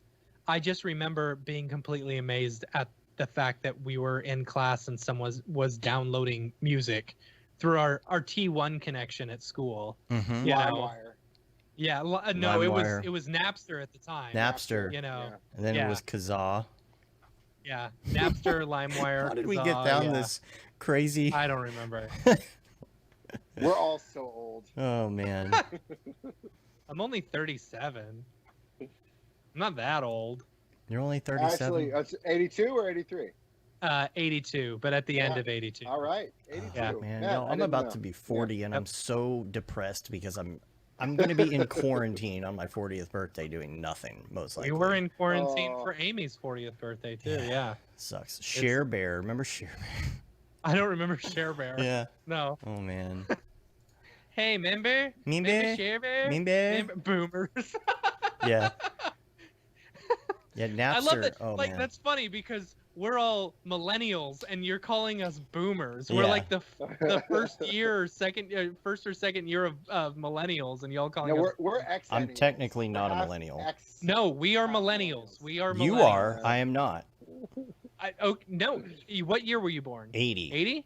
Yeah. Yeah, that's the very There's- first year of millennials. There's a sliver between like 79 and 82 that's not considered millennial. somewhere in there. Remember downloading your favorite song, then it turns out it was just another Linkin Park song. Yeah. I always used to think, because of Napster and the way people labeled things, my friends and I always thought Daft Punk was called New Daft Punk. Because somebody had labeled the artist the New Daft Punk, like the new album. And so we thought, oh, it's New Daft Punk. Yeah. That's funny. Yeah. My friend would download everything he could. I'm talking like anything he could ever think of in music, right? And so we had a stack about yay high. It was, you know, you could get the giant 100 packs of DVDs or CD data discs, right? Yeah. We had an entire 100 pack just like that. There you go, dude. I still have some of those sitting in storage. I haven't looked at this since like 8 years ago. It's just still sitting there. I have those. It's just a melted cylinder of plastic now with like flaky bits coming off of it. It will never work again. But we had a stack like that, and every single one was full of data CDs of MP3s. We're talking thousands and thousands and thousands of them of songs. Like, it was nuts. And what are you going to do with all that? For real. I have some, I got a, one of those DVD writable, you know, things where you could actually, it was a DVD drive, but it would also record as well, you know? And I have like probably 2 or 3 discs of them sitting down on a spindle in my garage of the original, like, Obama debates when he was first, you know, when he was running for president the first time. Oh, I'd be watching TV and I'd be, oh yeah, I got to record this. Oh, it was like a live, almost like a TiVo. Yeah. But you'd record it to, you'd record it to DVD. DVD RWs. Yeah, like proprietary or something. Yeah. Yeah, you could rewrite and stuff. But you had to make sure that you closed the disc. Right. You know, otherwise you couldn't watch it anymore. Finalize that session. There you go. Yeah, finalize the disc. That's what it was. Very nicely into my so after, you know, being involved in Juan's basement and moving to Brooklyn with my 8 roommates, I got a job basically as a PA at a place called Duart Film and Video that was a direct competitor with Technicolor in the city, up in Hell's Kitchen. And I started out basically moving boxes around in the basement. We're talking like a room with a ceiling 2 stories high of cardboard boxes, and the ones on the top and sometimes in the middle had all kinds of water damage. I mean, it was like I'd walk down in there. I probably needed an N95 mask. Right. They didn't give us that. So much asbestos. Moving boxes of film, like some of it like real celluloid film, and man. Cool. So, and then like I got upgraded to the shop floor, and I was degaussing, you know, that consignment beta. Yeah. Yep. Oh man. Digibeta and HD5 tapes were the big hot thing back then, and then I left to go start like trying to do some freelance stuff, and they called me back like 3 months later, said, hey, actually, you remember Tom, our DVD motion graphics author, producer? Yeah, he was a good friend of mine. He died of a heart attack on the job. Do you want his job? On the job. On the job. Do you want the job? Wait, how long did they wait to ask you after he died? At least a couple minutes, right? That's a good question. I mean... Literally, the ambulance is there, and they're... I don't... Hey, man, can you come in? We got some... Just don't look in that room. He just died. You know, they just took him away, but we really got this big job we need you to finish. Something about inhalation of cellular... They had so much turnover there. He was in the basement for a few hours. Yeah, I don't know what happened. Never made it out. Yeah. But while I was there, it's amazing. I mean, this is all actually kind of part of the same conversation. Like, they were running their film lab 24 hours a day when I started, and within a year and a half, it was only running at night every other day. So that's how precipitously the film to digital transition happened. And also, right before I got in there, they spent like $50,000 to $60,000 on a digital. I don't remember whether it was like a Quantel box or something. It was like right before Final Cut hit. Right? Yeah. So all of a sudden, you got a $5,000 machine that can do what this $50,000 nonlinear edit system can do, and they Yeah. swore off digital. They were like, we're not upgrading it, we're not buying anything else, we're leaving it all on the table. But they were doing a ton of business in DVDs, and like basically we're like a small DVD production house for documentaries and stuff. So I ended up making a bunch of basically DVD menus, Yep. using Encore. Yep. Yeah, Encore. DVD Studio Pro was my DVD Studio jam. Pro was Yeah, so Oh great. man, I was DVD so Studio good at Pro, DVD and Studio then Pro. Sonorous. We finally got like Sonic Sonorous, and that was a huge upgrade. Because I mean, with Encore, you'd wait like 4 hours of my day was spent muxing a DVD, and then it would Yeah. fail, Oh man. and I'd have to do like overtime just to get this thing. And then we had a robot that was replicating and printing on the DVDs. It would do like a stack of 100 at a time, theoretically, right? Yeah. But it would do like 5 and stop. So you had to babysit it. Yeah. As far as I know, they're like still making Blu-rays over there. The same. Teddy, we have the same life. Yeah, right. Minus living with 8 people. I was actually working at a place when it was going, to the digital transition. They had an Avid, but then there were all these other little cheaper machines that were starting to come out, but we still had regular linear editing machines, 3/4-inch decks and all of that. But on the duplication side, Umatics, we were doing dubs from like D1. We were doing like D1 dubs and old crazy formats. Like they had machines that were just probably cost $100,000 back then. Now they're just garbage. But like I was in the facility at first where they were doing dubbing before they made me an editor. They realized I could actually edit already. And I was detabbing tapes half the day with a screwdriver, just taking tabs out of VHS tapes. And I've probably talked about this a long time ago on the show, but we would put all of the tabs into these cups and then we would melt them into these balls of VHS tabs. But the guy that became an investor in the company from Korea, he came over and he started like building these things for us to become more efficient. And he was like a master engineer. His name was Eddie Chung. And I wish I could find the guy. Like this guy was a character, man. He was such a character. But he figured out how to build his own infrared distribution amp to operate these VHS machines. And so what we did was we got consumer VHS machines and put them in racks and racks and racks and racks, hundreds of these things, right? But he figured out how to wire an infrared distribution system where we could wire and shrink wrap all these little infrared LEDs into the front of each VCR, and then plug with an RCA cable one remote control for them that would control them all. So when you're ready to do a dub, you would hit it. And the most satisfying thing in the world was to take the remote and hit the eject button when you were done, and hundreds of VCRs just ejecting tapes everywhere. It was the most satisfying thing ever.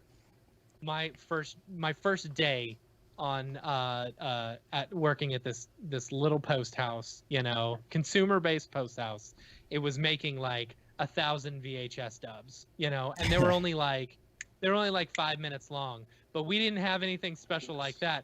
We just took the one remote for one of them and we just wave it around and hit record, so that we get them all. Hold on, I'm going to start my recording again. It looks like it's still doing it, but it's kind of like being a little wacky as Audition does. Mine does that too, but it's usually fun. Like it's weird. It doesn't look like it's moving. Yeah, it's like the peaks aren't showing up, but it's still running. Yeah. Oh, it's running. Yeah, I think it's all right. All right. I think we're good. Did you hit stop at all? Do we need to resync, or are we good? Nope, I did not. Okay. Cool. Okay. But like you would use one remote to like hit record on all of your machines, and then you'd find out like later on when you're checking them back that like you missed a couple machines. Yeah. And you're like, okay, well, all right, not gonna do that. That's like that was my first day, and I'm running like 1,000 dubs, and I felt like the coolest dude in the entire world because they trusted me so much to run all these important VHS dubs. Well, I was, and then actually after that, so they had to cut costs, so I was let go, and I went to a place called Charlex, which is a big it's like ad agency plus post production. They had a lot of flame, like 5 or 6 flame setups with Tesros, and then they also did a bunch of 3D, like landmark 3D stuff. I don't know if you remember, there's like an M&M spot where there's waves of color, like kind of pulsing in and out of M&Ms. And they programmed all this stuff in MelScript in Maya, and it's stuff that would be so simple these days in cinema. Yeah. But back then it was like, a big deal. But I worked in the tape room there, and so during the Super Bowl rush, all of a sudden, and we'd do, I'd have to make 5 DVDs, 6 VHS, 7 digibetas, and they all have their own, like, well, this client needs this slate and this, and you guys know all that stuff. Yep. Anyway, so I screwed up like one producer's DVD, and she threw it at my head, and I walked out the next day and said, I'm going freelance. And then I went freelance and ended up picking up a number of clients that I had sort of on the side already. And that's sort of where it went up until I started an LLC or an S Corp. Yeah. How long ago was that? 4 years ago. But Okay. I've been doing freelance, like shop hopping, freelance 3D and After Effects before that without a corporation for like 8 years. That's cool. That's cool. So I want to talk about what you're doing now, because I don't think a lot of people know. As far as you can say, unless there's something you can't talk about. We didn't really talk about that, but tell us about what you're working on right now. Well, I sent you the link. I don't know if you got it to the. Oh yeah, that I was did. sort of a fun video I did for a friend of mine. I have 2 kids, 5 and 3, and a good friend of mine is in a music band called Roly Poly Guacamole. It's a kids band. So we went in and shot on the green screen at my office. If you want to see some of this. There you go. This was a test of a new camera body, and the Redshift render farm that I set up with Deadline. So all the 3D stuff in this whole piece was rendered in like 3 hours. Wow. And in fact, it took longer to render the export from After Effects. Of course. That's a 'Cause nice you're avocado. 4K outputs and 3, you'll see there's 3 keys pulled with Primat. The avocados here are actually all particular. Oh, okay. Wow, Yeah. really? Yeah, right? That's funny. So it's just the one avocado spinning, and then I use particular to replicate them. Rad. And that's a cloner. So that was Yeah. all rendered in camera. Right.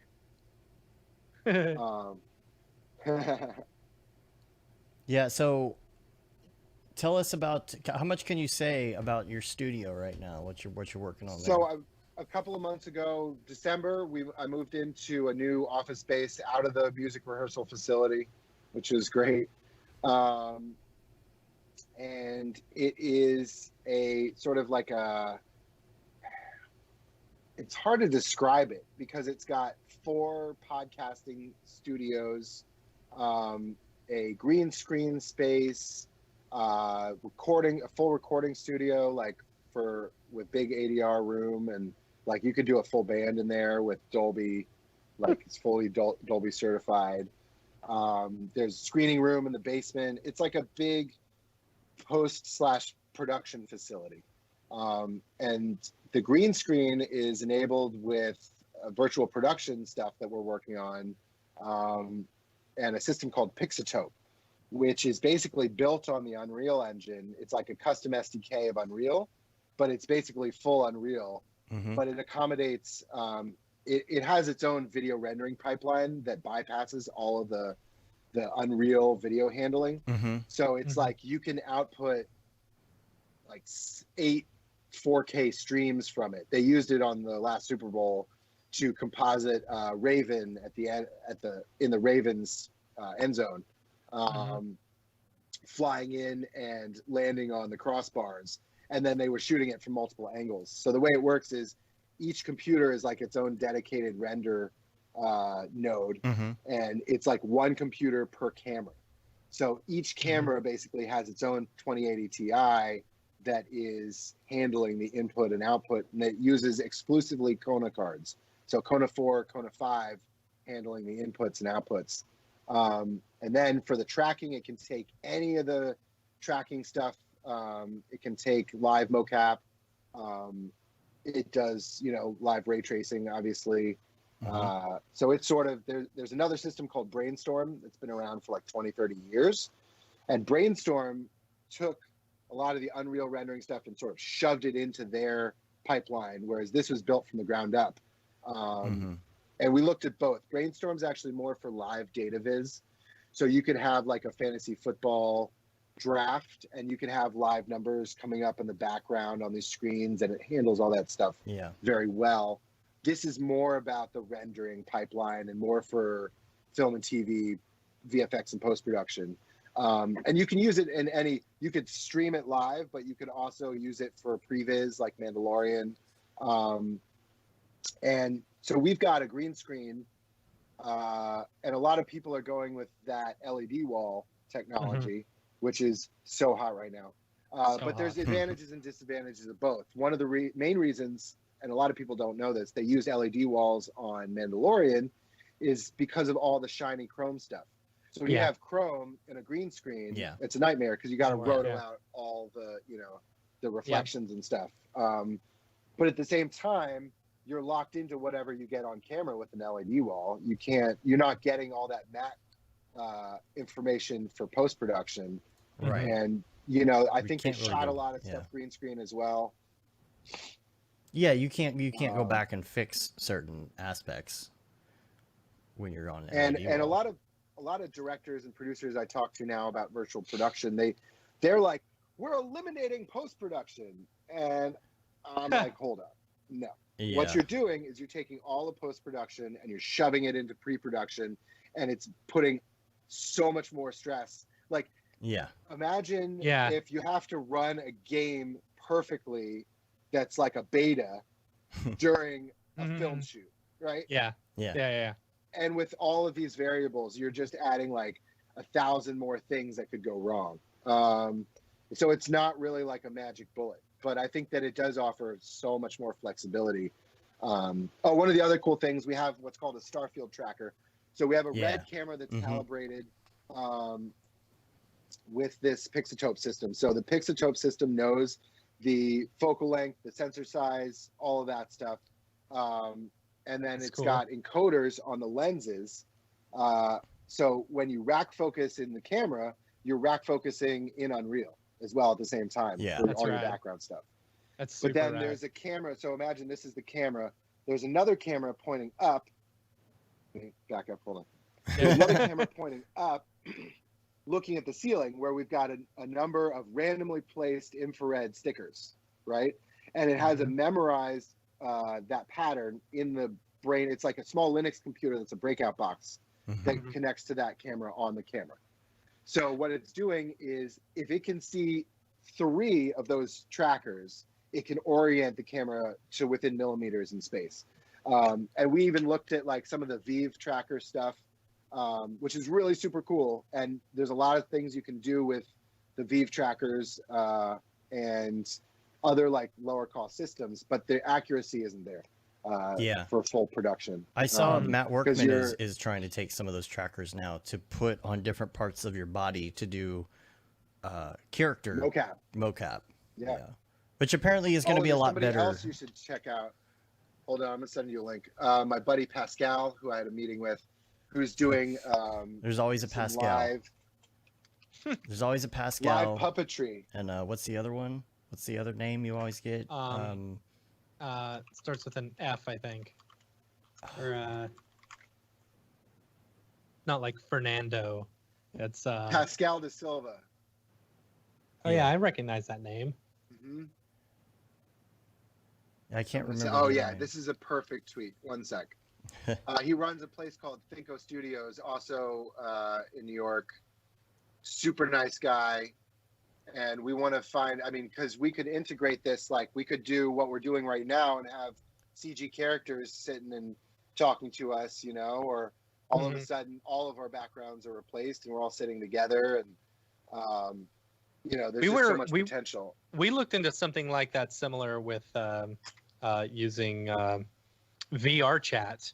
I just sent that to you, Dave. Oh, okay. We were, you know, we were hanging out with Ron, one of the creators of VR chat, and he was showing us around, and they have done some amazing stuff in there to where like mouth movements will move along using the audio and stuff. It's pretty insane. And they had built a few of the virtual like podcasting sets and stuff, and we're like, oh, this could be fun. You know, doing a podcast in but VR. It was using actual audio to get the to make the sounds rather than tracking people's faces like this one does. Yeah. Sort of like character animator. Yeah. Yeah, I think so. Yeah. So what's cool about this, and we talked about his process a little bit. He can do live streaming, but what a lot of these end up being is they'll capture performance, and then they're all really talented Maya animators. They will smooth and tweak all of that stuff in post. Right. So you see he's got that that's glove. Cool. Yeah. I've seen some stuff similar. Now, see, I did this a long time ago using an iPhone. I'm just saying. And grip tools, right? You and can grip get tools. There with grip tools and C4D. A lot of people haven't heard of grip tools. You can do some awesome stuff with that. I love grip tools, man. I the other day I was looking at buying the new version, but I think that is it on halt, right? Is it on pause right now for the new version of Cinema? I don't know if there's a new version out. That's the problem. To go with S22 or even 21 at this point. But there was something. I'll put this in the show notes. There's some show on Netflix. So you see, they're doing face capture, and like they actually have mesh capture on that, and they're transferring that to the character. Yeah, I did. Didn't you do that? Didn't you do that, Matt? I did something similar to that. Yeah, I used the Cinema 4D facial tracker, and then I transferred my facial tracking over to like a Thanos model head that I had rigged, and was able to use oh man, I don't even remember capture. what the what is that thing called? I used my face capture. There's that weird thing that nobody really knows about. Is it CVAR? No, well, I use CVAR, but it's that point transfer thing that you can do in Cinema, and I don't remember the name of it. Yeah, let me now. see. I don't know. I'm looking at my old thing now. I posted on my Instagram, but I was using what was it called? I know what you're talking about. It really helped. Yeah. It was like I would grab a few points and then attach them to the rig to where I'd get the eyebrows moving correctly and stuff. And it's it's like a little known thing that people don't know about. Like a mush or something. I don't remember. Delta mush? It's not Delta mush. It's something different. I don't remember. Yeah. Dang. I know what you're talking about though. Yeah. If you asked me to recreate it, I couldn't do it because I wouldn't remember what it was called. And I would open up the project now, but I don't want to crash my system. Yeah, see, I was doing years ago messing with this because you could see the potential in grip tools, and this is just putting a phone on top of a camera. I mean, you're not going to get the accuracy that you're getting now with some of this stuff, but we were able to kind of get it into a green screen, throw it into the edit suite, and match it up, do a rough key. Dope. It's kind of something you would do just to that kind of was years and years previs. ago too. Yeah, this is 2012. And it's a gyro, so you're getting like this motion, but it's not like it doesn't know where it is in space. Exactly. You know what I mean? Yeah. So that's pretty limiting for long moves and stuff like that. Exactly. I was actually just talking to the owner of the studio. We may be getting a green screen treadmill for tracking shots.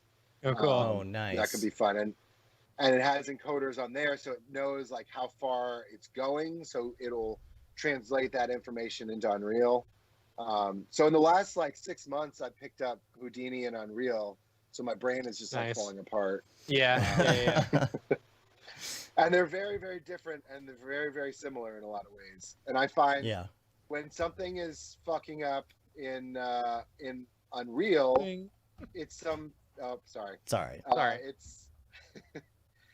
It's usually Unreal's fault. If something's messing up in Yeah. Houdini, it's usually your fault. Right? I can see that though. I made a That's game. funny. It took like 3 weeks, and I like just dove in, and I was like, "Oh, I want to learn how to make a landscape auto shader." And that was probably a mistake.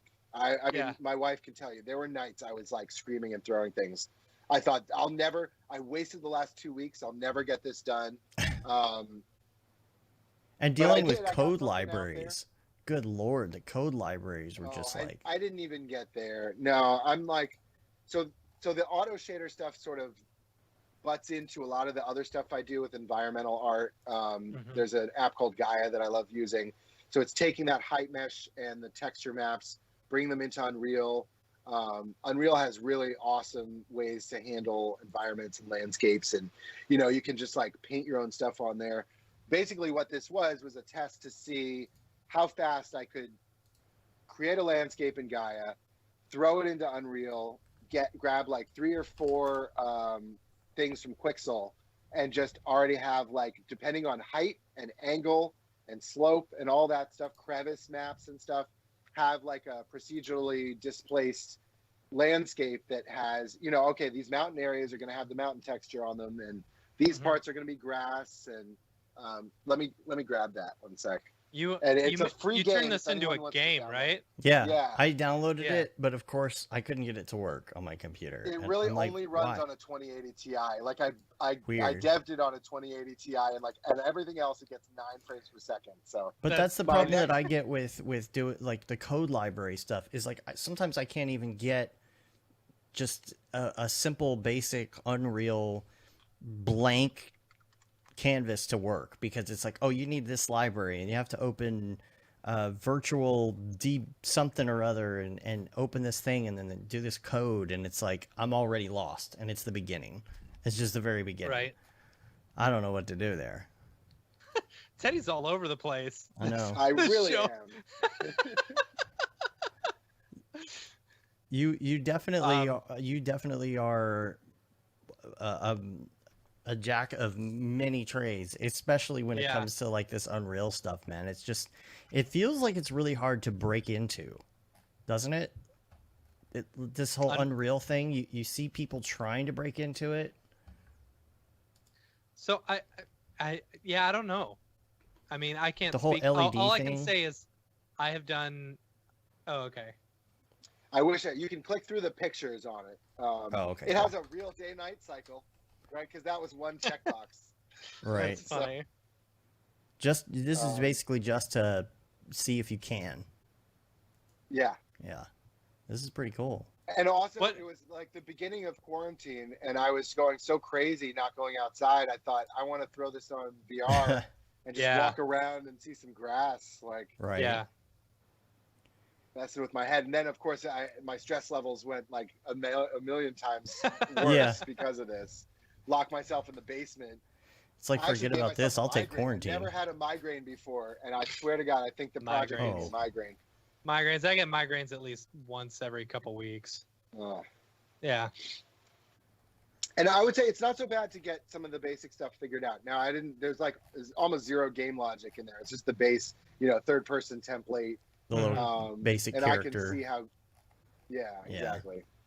What did you say in the description? There was like a really funny thing in the description. Oh yeah. It said like don't sue me or something if the thing locks up or Right. something. I don't remember. I found my video. So this wasn't even on our old site. This is actually on my Facebook.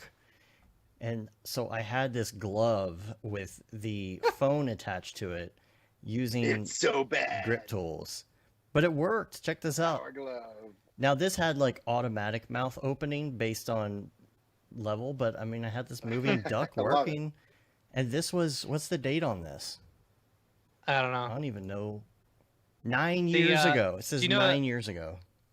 You know the dog, the wisdom dog. That's a great wisdom dog. No. Don't you know? What are you talking about? The Oh. you know. Yeah. Yeah, that dog. That one I think was done using like a leap motion or something like that. Yeah, You know, the whole thing, and like even the head movements and stuff. I got one of those in a Oh drawer man, Leap. somewhere. Are they still around? Did they just like I don't know. disappear? I think some people are still using them for things. So many things in the space just like Mhm. vanished, you know? Right? Yeah, that The was making supposed to of be Dog of Wisdom. Yeah. Here, throw Oh, this yeah. up there. putting it in the dingus. It's in the dingus. All right. I remember you had one of these, Dave, and you're like, "Oh, this is gonna be the future."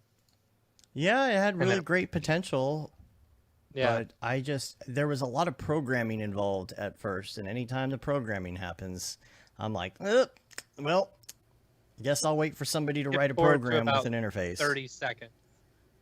Do what? Oh, go to 30 For seconds. about 30 seconds. Okay, Yeah. here we go. Shows like how it's The working dog, and yeah. how he's. It's funny, but every time you try, like I feel like I jump into some kind of programming, you know, After Effects expressions was the first, and then and Yeah. now I'm like building stuff in Vex without really thinking about it, and that's super satisfying because Yeah. I feel like I tried and failed so many times. And first. Vex is tough. Yeah. So many people are like, I don't understand Vex. How does Vex work? Yeah, man, I Well, it's still have interesting. one of those. I feel like it's very close. If you know After Effects expressions fairly well, there's overlap in terms of the theory. Yeah. Right. Yeah. I mean, it's all programming. You know, Mhm. like it's just programming. You know. Yeah, I If knew you Chris understand was gonna basic show up. programming, then yeah. you can program in any Chris. language, right? Yeah, Tokyo Megs showed up. He's like, Vex is the best. Yeah, Joy of Vex. Everybody says Joy of Vex. If you want to It's get a into little Vex. dry, but Houdini Joy JavaScript. of that. Yeah, the Joy of Vex, even Mark talks about that in the course in Stop Being Afraid of Houdini. He talks about Joy of Vex because he only just dips a toe into Vex at the end of the Yeah. course, and he actually puts some great resources out there that you can check out. That's one of them. Mhm. Lots of people talk about that. But I think that's a good testament to Houdini. It's like they're so flexible. It's a switchblade Yeah. of 3D, and a lot of people are intimidated. Like, I don't want to learn Houdini because it's complicated. But it's like, well, if you need to get in and make a cloud, learn Mhm. that. You don't need to know Yeah. much. Yeah, it's pretty easy. 15 minutes. Follow along. Yeah. You can. Their cloud tools are so good. There's Yeah. nothing Mhm. else like it. Yeah. Yep. And there's a lot of little stuff like that that can sort of break the ice for you, I feel. Yeah. And that's how I started, because I needed something that I couldn't get done in cinema. I was like, all right, I'll open this up, I'll figure it out, and then I was hooked. You know. Yeah. Those are the kind of tools that I would love to see in cinema. I would love to see stuff like the shelf tools, like cloud creators and things like that. I mean, it's so close anyway. They've already got most of the components. That'd be awesome. Mhm. Yeah. But I don't feel like, because people are like, if I learn Houdini, I have to learn all of Houdini.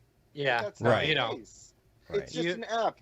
The Yeah. basics of like navigation and stuff are pretty standard between all apps. Yeah. If you have 10 years in cinema, you're not going to be lost. You know, it's not like I got to start at year 0 again. Yeah. You know? Yeah. You know the basics Yeah. of 3D.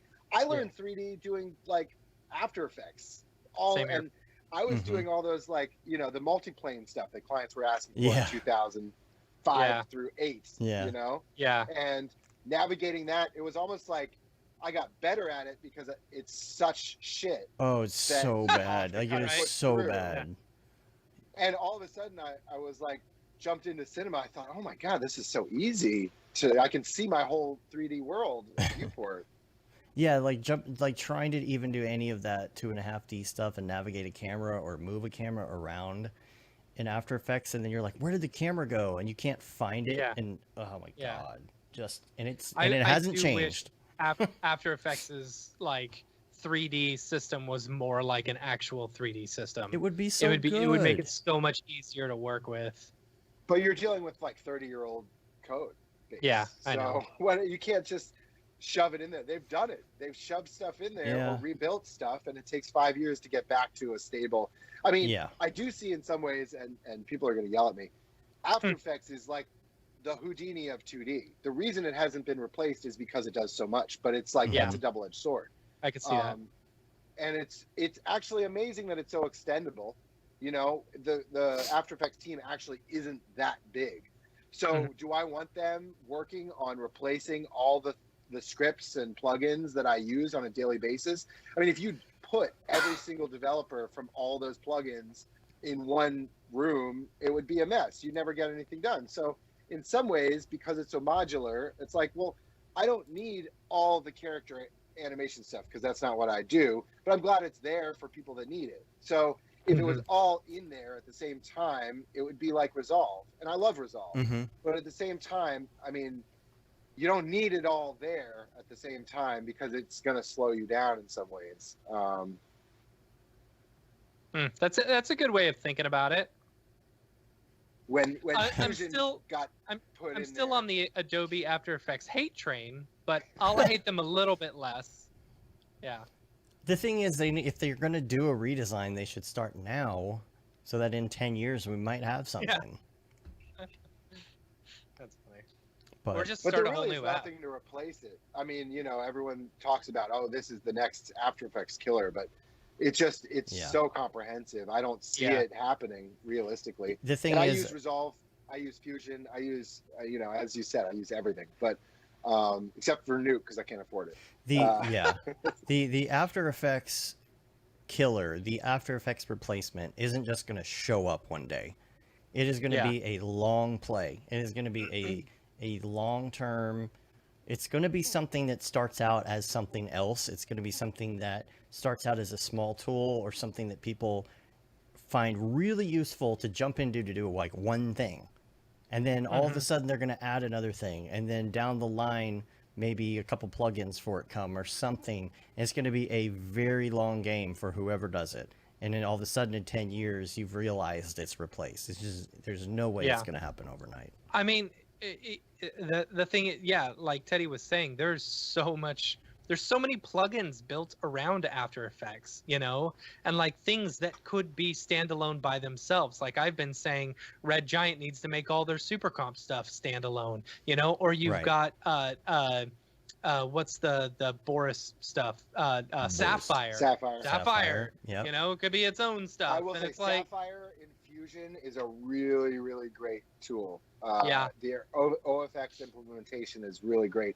It's like 5 times faster, especially in 32-bit 4K stuff. That's where After Effects still kind of suffers. Linear, colored, you know, I think film pipeline. It will take either Red Giant or Boris or possibly even someone like Video Copilot who is coming out with these internal tools to go ahead and go with the standalone where you could do either or, and then it will take people getting into the standalone so much over time that it will evolve into something. But again, it's just not going to happen overnight. But I think that's the only way that that's ever going to happen. And I think it will also double as something for for Adobe to, they're not going to realize it's happening. They're not going to be like, oh, we're afraid of this company because they came out with this After Effects killer. They're just going to wake up one day and realize that nobody's using After Effects anymore. But it's going to it's going to be a very long game.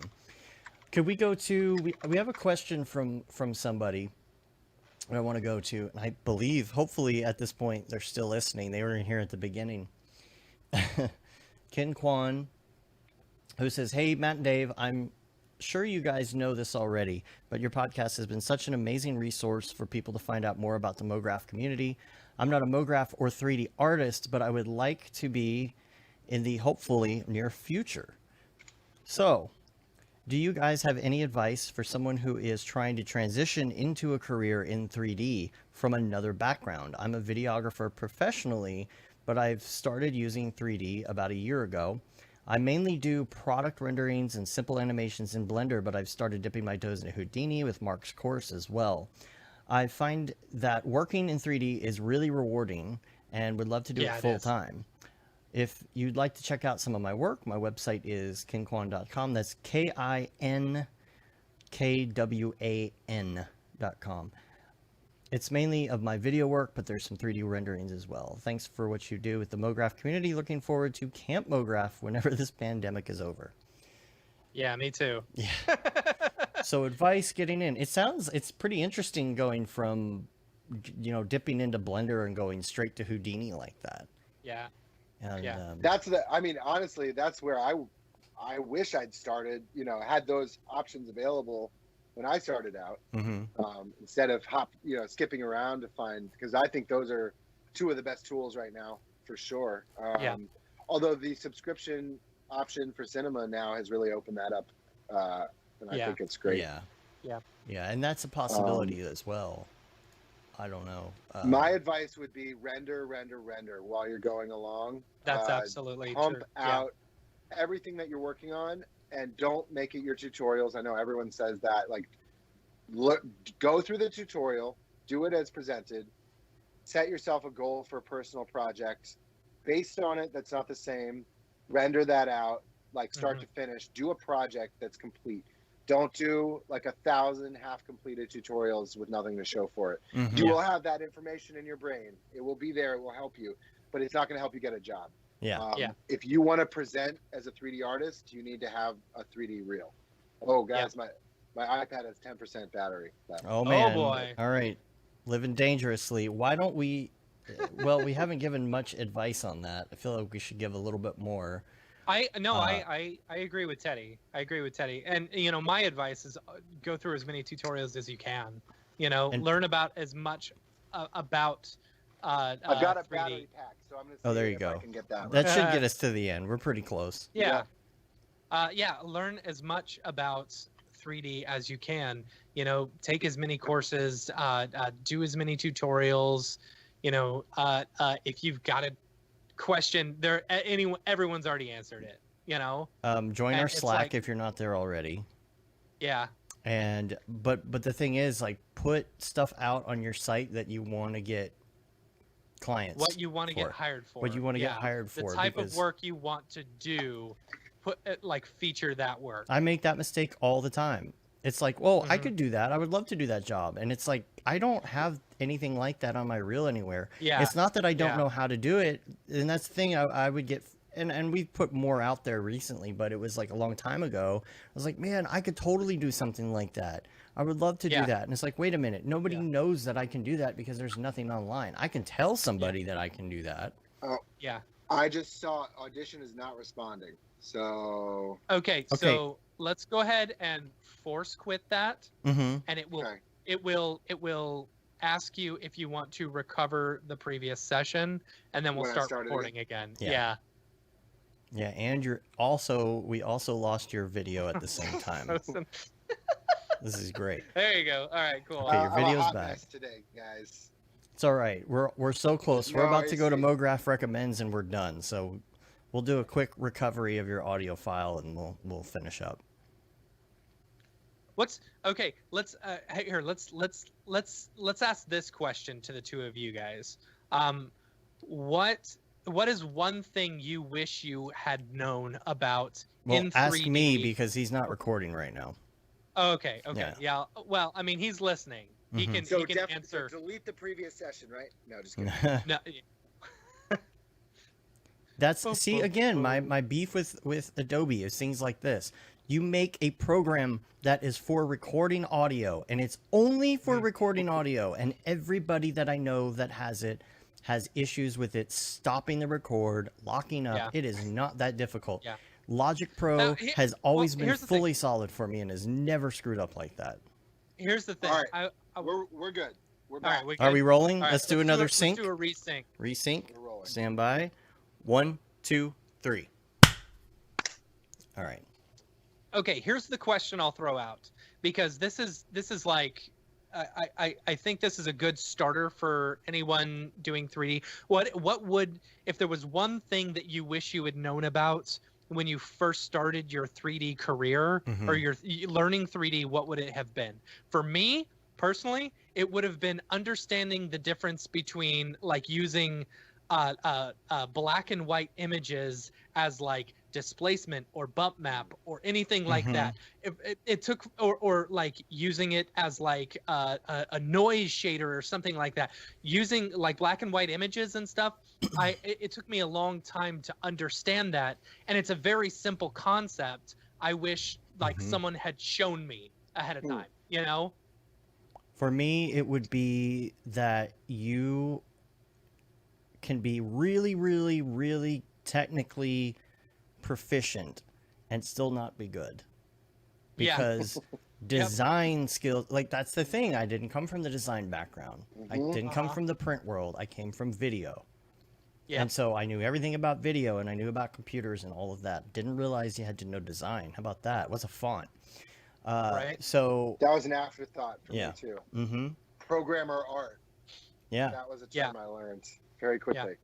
Yeah. Especially as sort of more on the like technical sim side, and VFX. You know, because VFX, you don't think about there a lot of design in VFX. But I was thinking about this in the shower this morning, and it's like you're Shower not thoughts. just taking, Hashtag shower thoughts. Yeah.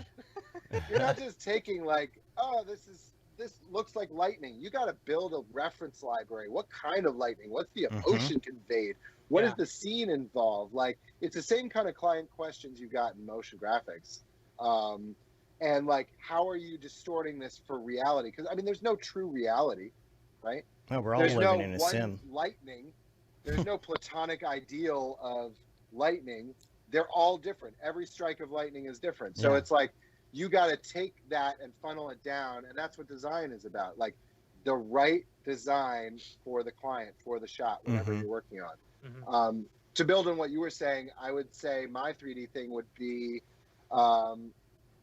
taking some cinematography courses and learning how to light things and how important lighting is for the whole thing. Like you can't just texture something in a vacuum and then you hit it with some lights and all of a sudden it looks like garbage, you know? Like you got to learn how to light and how that interplays with the textures, with your bump maps, with your displacement, like with your camera setup. Like lighting and cameras are almost the whole job sometimes. And I would say that I was lucky to have started out from actually like learning darkroom photography, but at the same time, there's so much more that I wish I'd known in the beginning to make renders better. Because even back in like the 90s and early 2000s, I think one of the things that really separates when you look at someone's reel, like a professional from someone learning, technically they might have good textures and all that, but their composition is crap. The lighting isn't very good. They're using that default camera focal length, you know, and like learning about different focal lengths and stuff like that. Oh, I know somebody's course that's coming out really soon that is going to cover a lot of that, and it's not on our platform either. Yeah. And I can't talk about what it is yet, but it's going to be good. It's going to go over a lot of that. Also, along the lines that you said with the references, and I talk about this talk all the time because I just absolutely love this presentation. But at DFWC 4D, when Chad Ashley was talking about how he made some of these different materials for his packs, he was talking about references, and he was talking about using something like PureRef. And I had heard of PureRef and whatnot, and I have used things as references before, but one of the major points that he made in this talk was about, you know, he started out by doing these things by taking photos of things and trying to make textures out of them. Then he quickly realized he needed to make them procedurally, and in doing so he had to have references. And what he said is, it's not enough just to have the reference in a folder and just open it up every once in a while. You need these references on the screen at the same time that you are doing what you're doing. And when I started putting PureRef on my left screen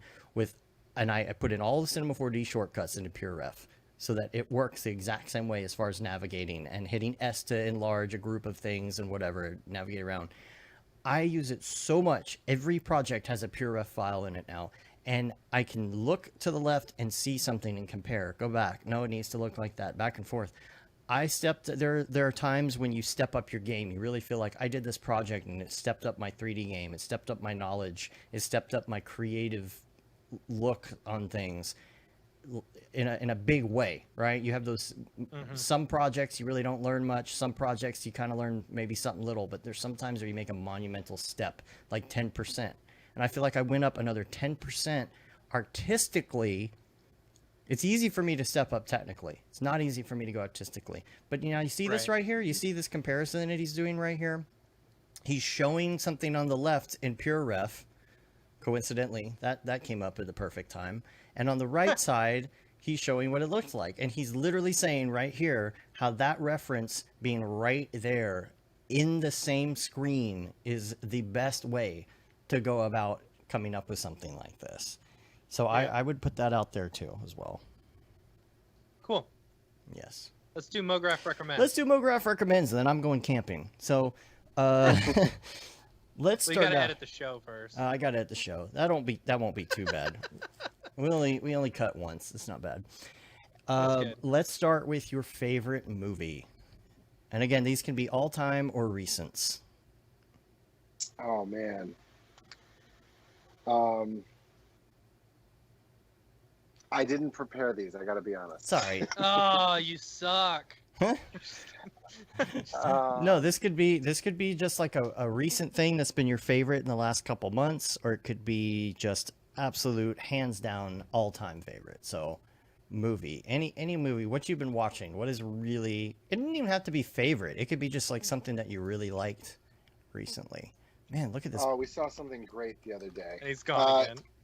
Yeah. I gotta say, I think that in terms of VFX and the stuff that I do, I often watch movies for inspiration, and I would say the original Guardians of the Galaxy is just really up It's there. a fantastic good. One of movie. my It really favorites. is.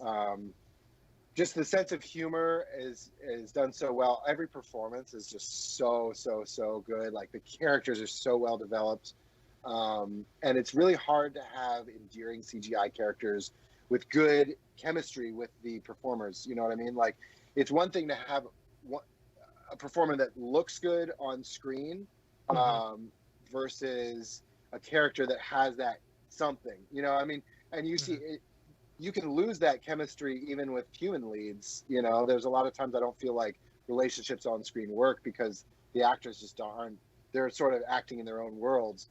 But I feel like that foursome, that foursome in Guardians of the Galaxy is just so fantastic. Yeah. Speaking of people who look good on screen, you know when you Google something and then that's related to something that you do, and then you find pictures of yourself randomly? This just came up when I was searching for Chad Ashley randomly. Look at that beard game. Look at that. Yeah, that's a nice beard. That beard game was strong. I don't know. Got a good pomp in that one. Yeah. Anyway, music. Favorite music. Probably wearing the same Cinema 4D shirt. Oh, I have a lot of opinions about music. Being from Brooklyn, I wouldn't really call myself a hipster in terms of taste, but they're as varied as the plugins that I own.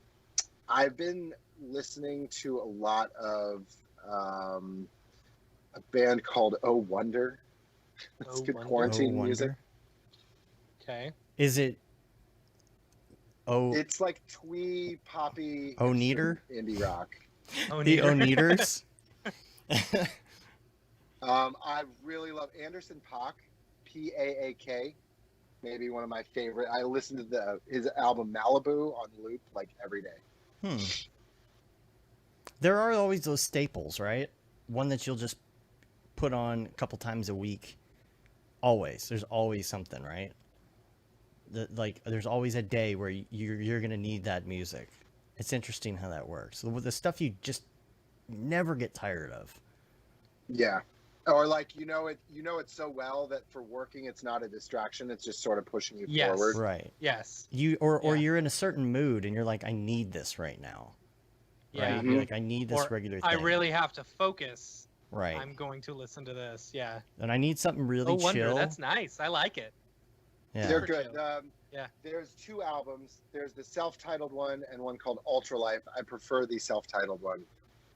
Is it Oh Wonder? O-H Wonder. Okay. Not 01 DER. Right. No. 01 DER. Oh, look, I found another. Definitely check out Anderson .Paak, PAAK, the album Malibu. Just, I mean, man, it's stunning. How about Yeah. this photo? That's Yeah. when the Paul Babb shirt was new. Yep. We That's listen funny. to a lot of the Decemberists in my house. My wife Oh, loves yeah. them too, so that's I always love on the in the background. How about the long seen them. winters? You know, the long winters. We were both Uh, born in December, John Roger. so maybe that was what day's your birthday? the 15th. Okay, I'm the 3rd. Hmm. Still a Sagittarius though, right? Yep. Wife is the 28th. She's Oh, okay, she's on the other side of that. gotcha. So she's whatever January. What's after Sagittarius? I don't know. It's should so know, scientific, I though. don't know. Yeah, where's Shams when you need her? There you go. Come on, Shams. Next on the list, TV show. What you been Black watching? Keys, Oh. Chance the Rapper. Yeah. Those are other standards and classics. I'm definitely a TV junkie. Killing Eve.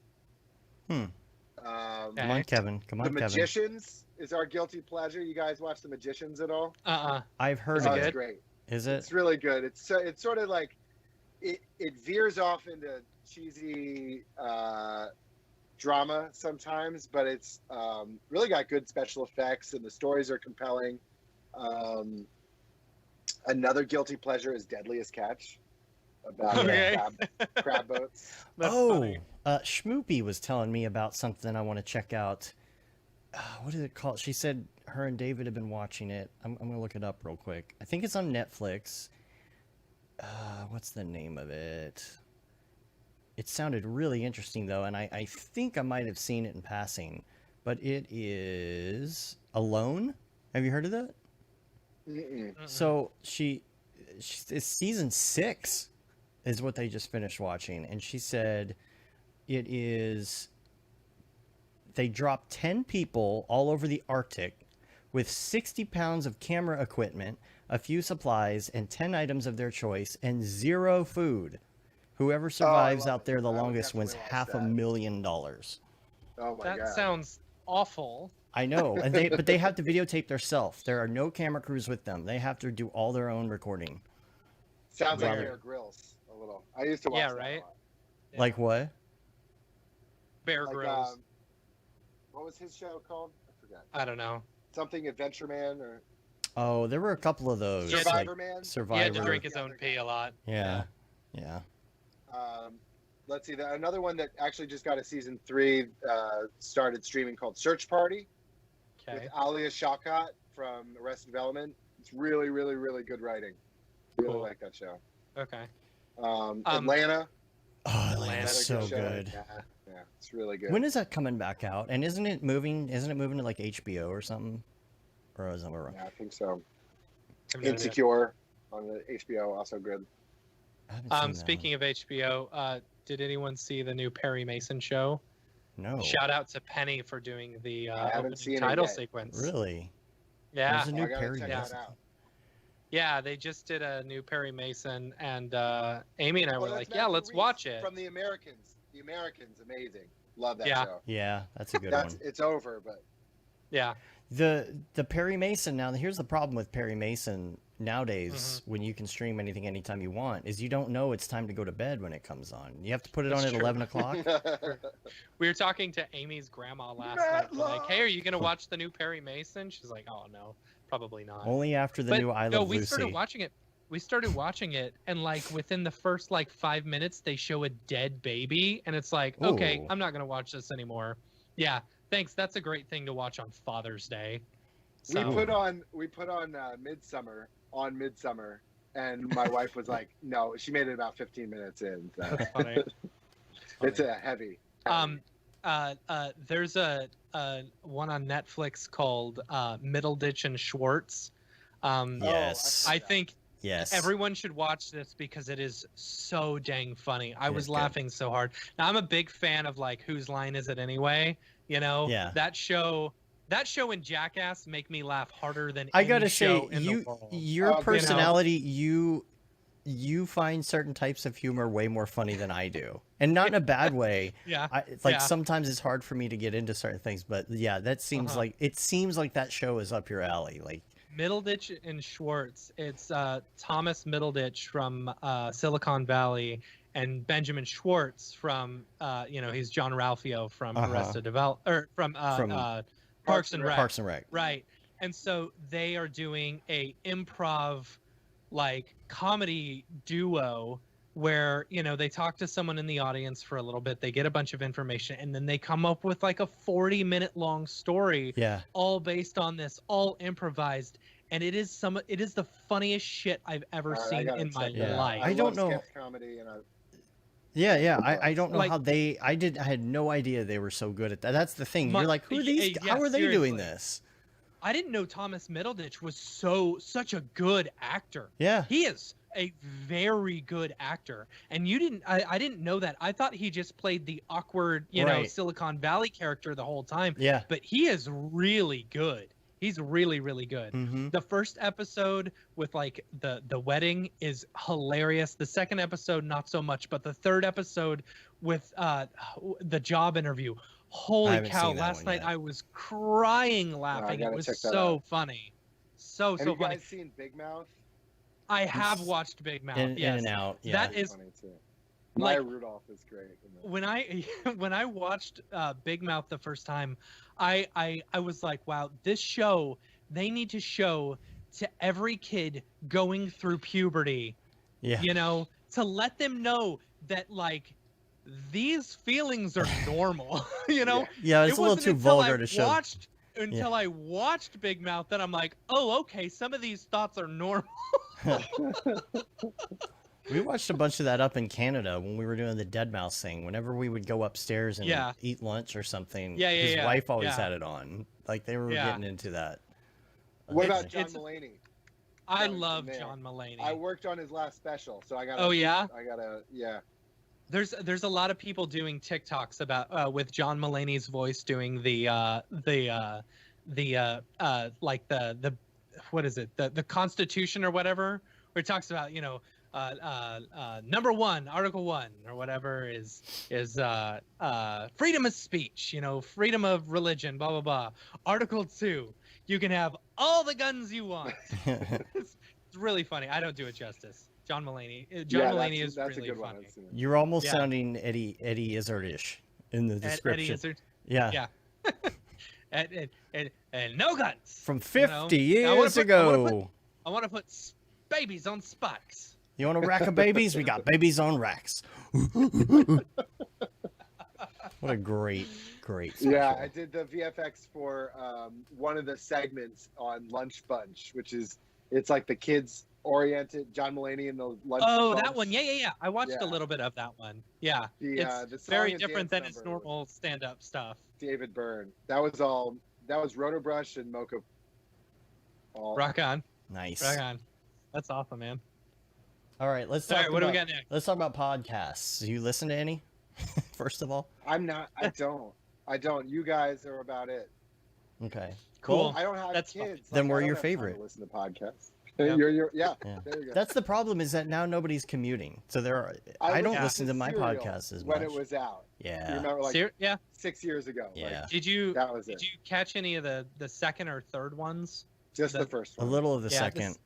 The second season was pretty good. I enjoyed it. It was interesting. It all sounded ripe for parody to me when I was listening to it. Yeah.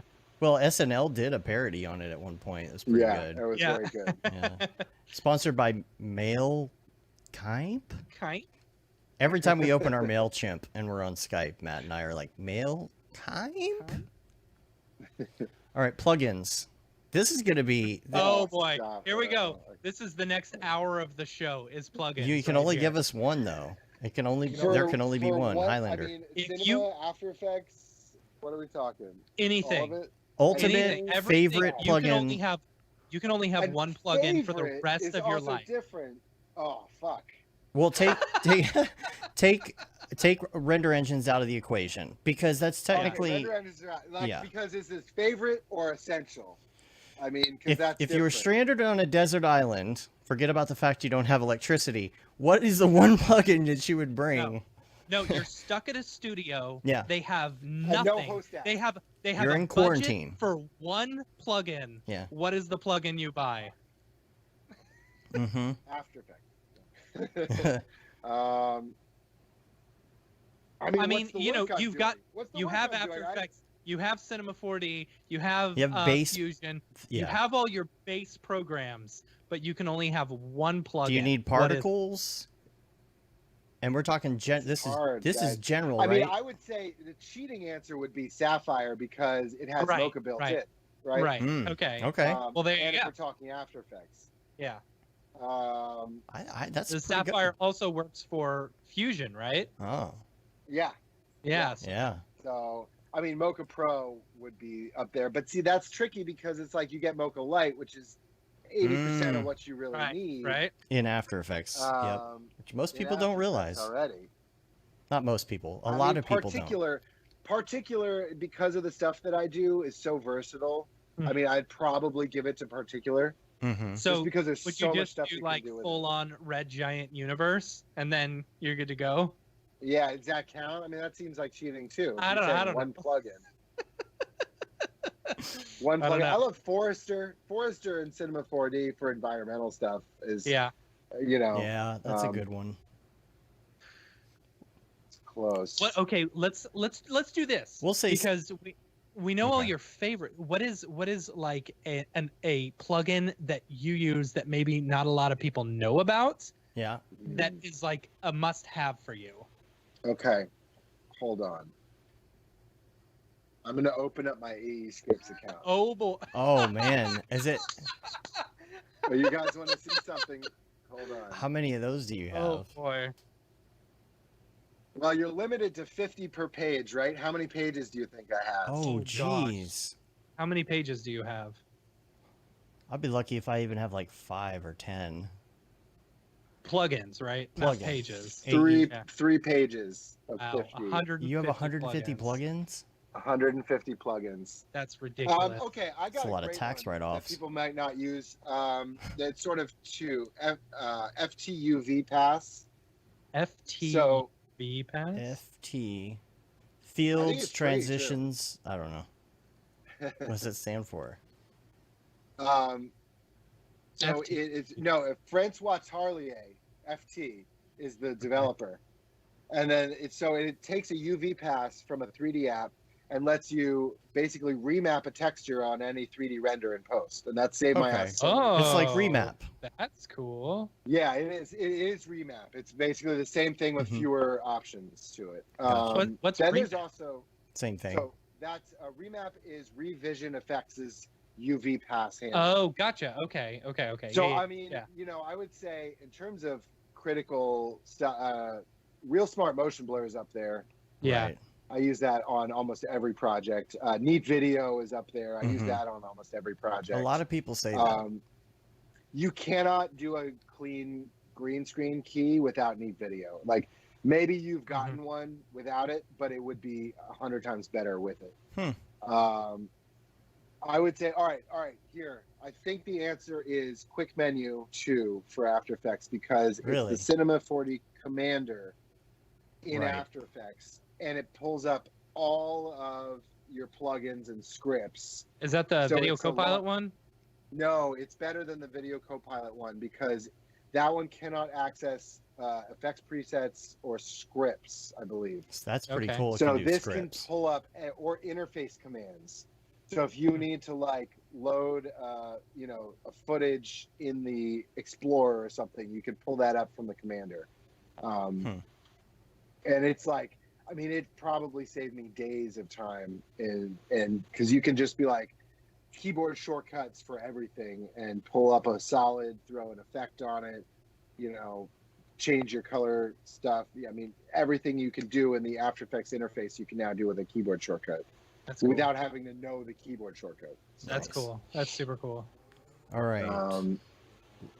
How about as they power up the leaf blowers outside as usual around this time? How about your favorite app on your phone? Or is your go-to app? What's your go-to? What is your muscle memory always go-to app? That's a tricky one. I mean, because it could be. Slack. I mean, yeah. You're always on. I'm always on Slack. Sadly. Right. Do you get all the notifications? No, I just read everything. Okay. Man. Yeah. It's just always checking it. If I Yeah. had notifications, I go crazy. Yeah. Yeah, I Matt. see them when I log in, which is every 10 minutes. So. Hey, I don't. How do you if not I go didn't have crazy? notifications, if I didn't have notifications, I wouldn't go to the app. Oh, Okay, that's fair. Gotcha. Yeah. I was watching this TikTok about ADHD, and they said people with ADHD. I don't know if I have ADHD or not. I mean, if but you're they on said TikTok, well, that could be the case. That's what I said. Yeah. They said people with ADHD have a tendency to like if it's out of sight, it's like you completely forget that it exists. isn't that a good thing? I don't know, like say for like if I go out of town, Mhm. I forget that my wife and kid exists. Like because they're out of sight, they're out of mind. Amy always gives me crap because she's like, when you go out of town, you forget about us. I was like, I don't know if that's necessarily true, but I can see that. And same with Slack. Like I don't get the notifications, I forget to go on there. No, I don't.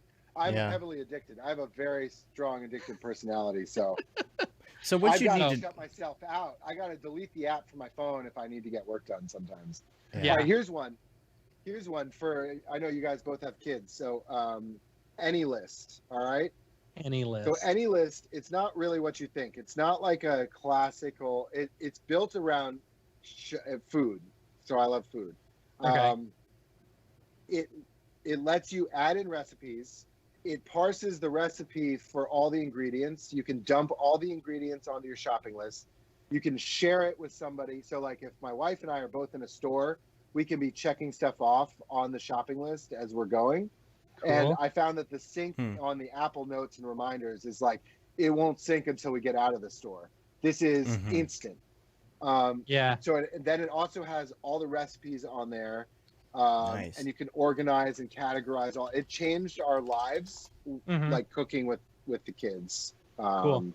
and being able to do meal planning. Like it has a calendar you can assign recipes, Oh, that's awesome. And- And you can share that with someone. and you share it. Yeah, like we have the family sharing. bookmarking That's this. Is this awesome. one of those things where like, but once you get in, you have to like pay to get more, or is it free or? I believe it's either a one-time, it may be a subscription. Whatever it costs, it's been worth it for us because we save so much money on groceries now. And then you can also have other kinds of lists. Like it doesn't have to be food, but it auto categorizes everything into produce and medicine and whatever it is. It's got its own database it's looking against. So it's just so handy. It's cool. And That's cool. we cook every night now, obviously out of pretty much requirement. But even before then, we were only getting takeout or delivery once a week or so. Have you worried about it much since? Now, did you have coronavirus? Was it Possibly. Yeah. Did you ever Yeah. get like antibody testing or anything? No, we haven't gotten tested or anything like that. Okay. But we probably had it. I'm doing all the antibody symptoms- testing this Saturday. So the American Red Cross, like if you go and give blood, they do antibody testing now. So you can basically get a free antibody test. Interesting. Okay. Yeah. That's good to know. Yeah. So I don't know. Anyway, All right, last thing on the list. This is gonna be a tough one too. it's gonna be easy. What is Teddy's got this. what's your favorite life hack? Period. Well, it relates to grilling. Mhm. When I discovered that I could use my Weber kettle grill to do like slow smoking.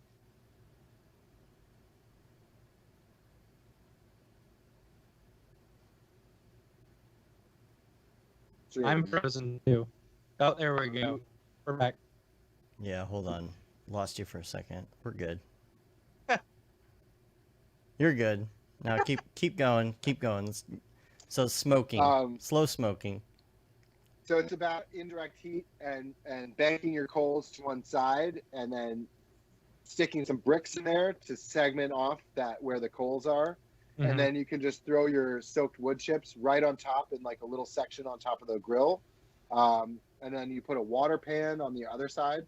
And then Mhm. that creates a circulation of heat and smoke inside. And you can you can smoke anything. I'll Yeah. smoke anything. All right. We're gonna need Yeah. a demonstration. Tutorials, please. PLZ. Tutorials, please. What render engine? What render engine did you smoke I'm that I'm with? Redshift all the way right now. Yeah. Nice. I All actually right. just recently got usage-based licensing set up with Deadline, so that's a huge game changer. Oh. Yeah. Well, that's interesting. But it took a while, months. Well, it is Deadline. Uh, Ironically, Deadline is the Yeah. hardest thing to set up. So I got to get out of here and edit the show. yeah, I gotta go to the bathroom. to get Let's get out of camping. here. So we're gonna take off, man. This has been a great conversation. We were talking the other day. I was like, dude, we're gonna have plenty to talk about because we Yeah, could go on yeah. and on. It's fun, and can't wait to hang out, of course, in person and all that. No stuff. favorite books? Come on, guys. No, sorry. we changed. Well, we kind of changed it. We go back and forth. We always said if you we used to have, what was it? It was app It for was book favorite or- Chrome extension, or you Yeah. can say book, and then we changed it. That's all. Chrome extension or book. Yeah. Same thing. Like you do. Yeah.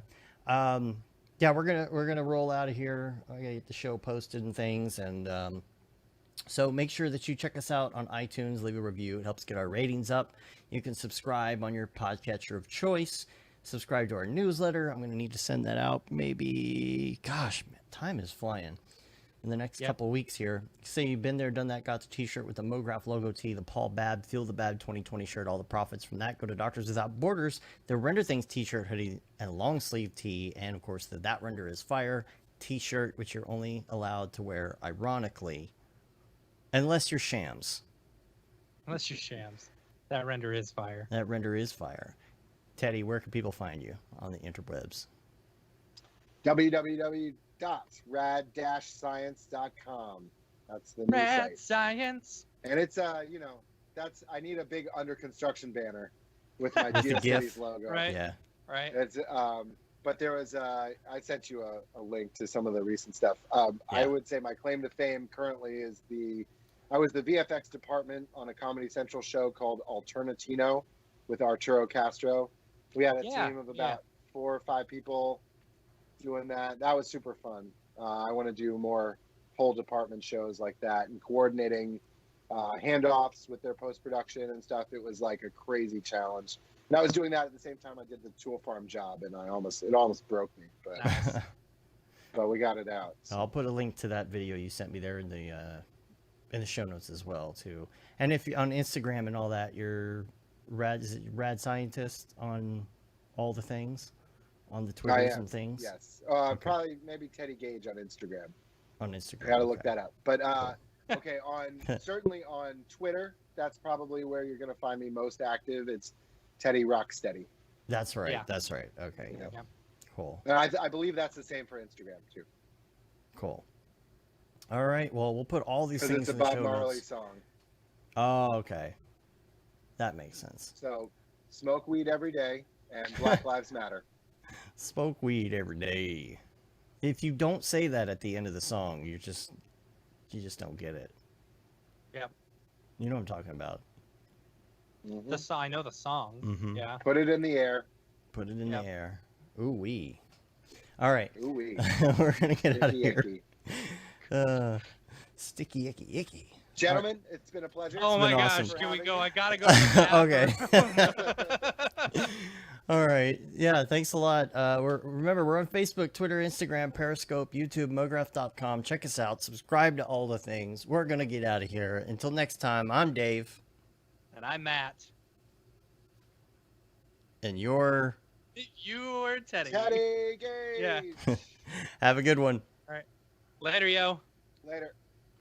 Dun, dun, dun, dun. All right, stay on the line for All a right, second. I'm gonna here. run to the restroom. Hold on. Let me shut the things down real quick.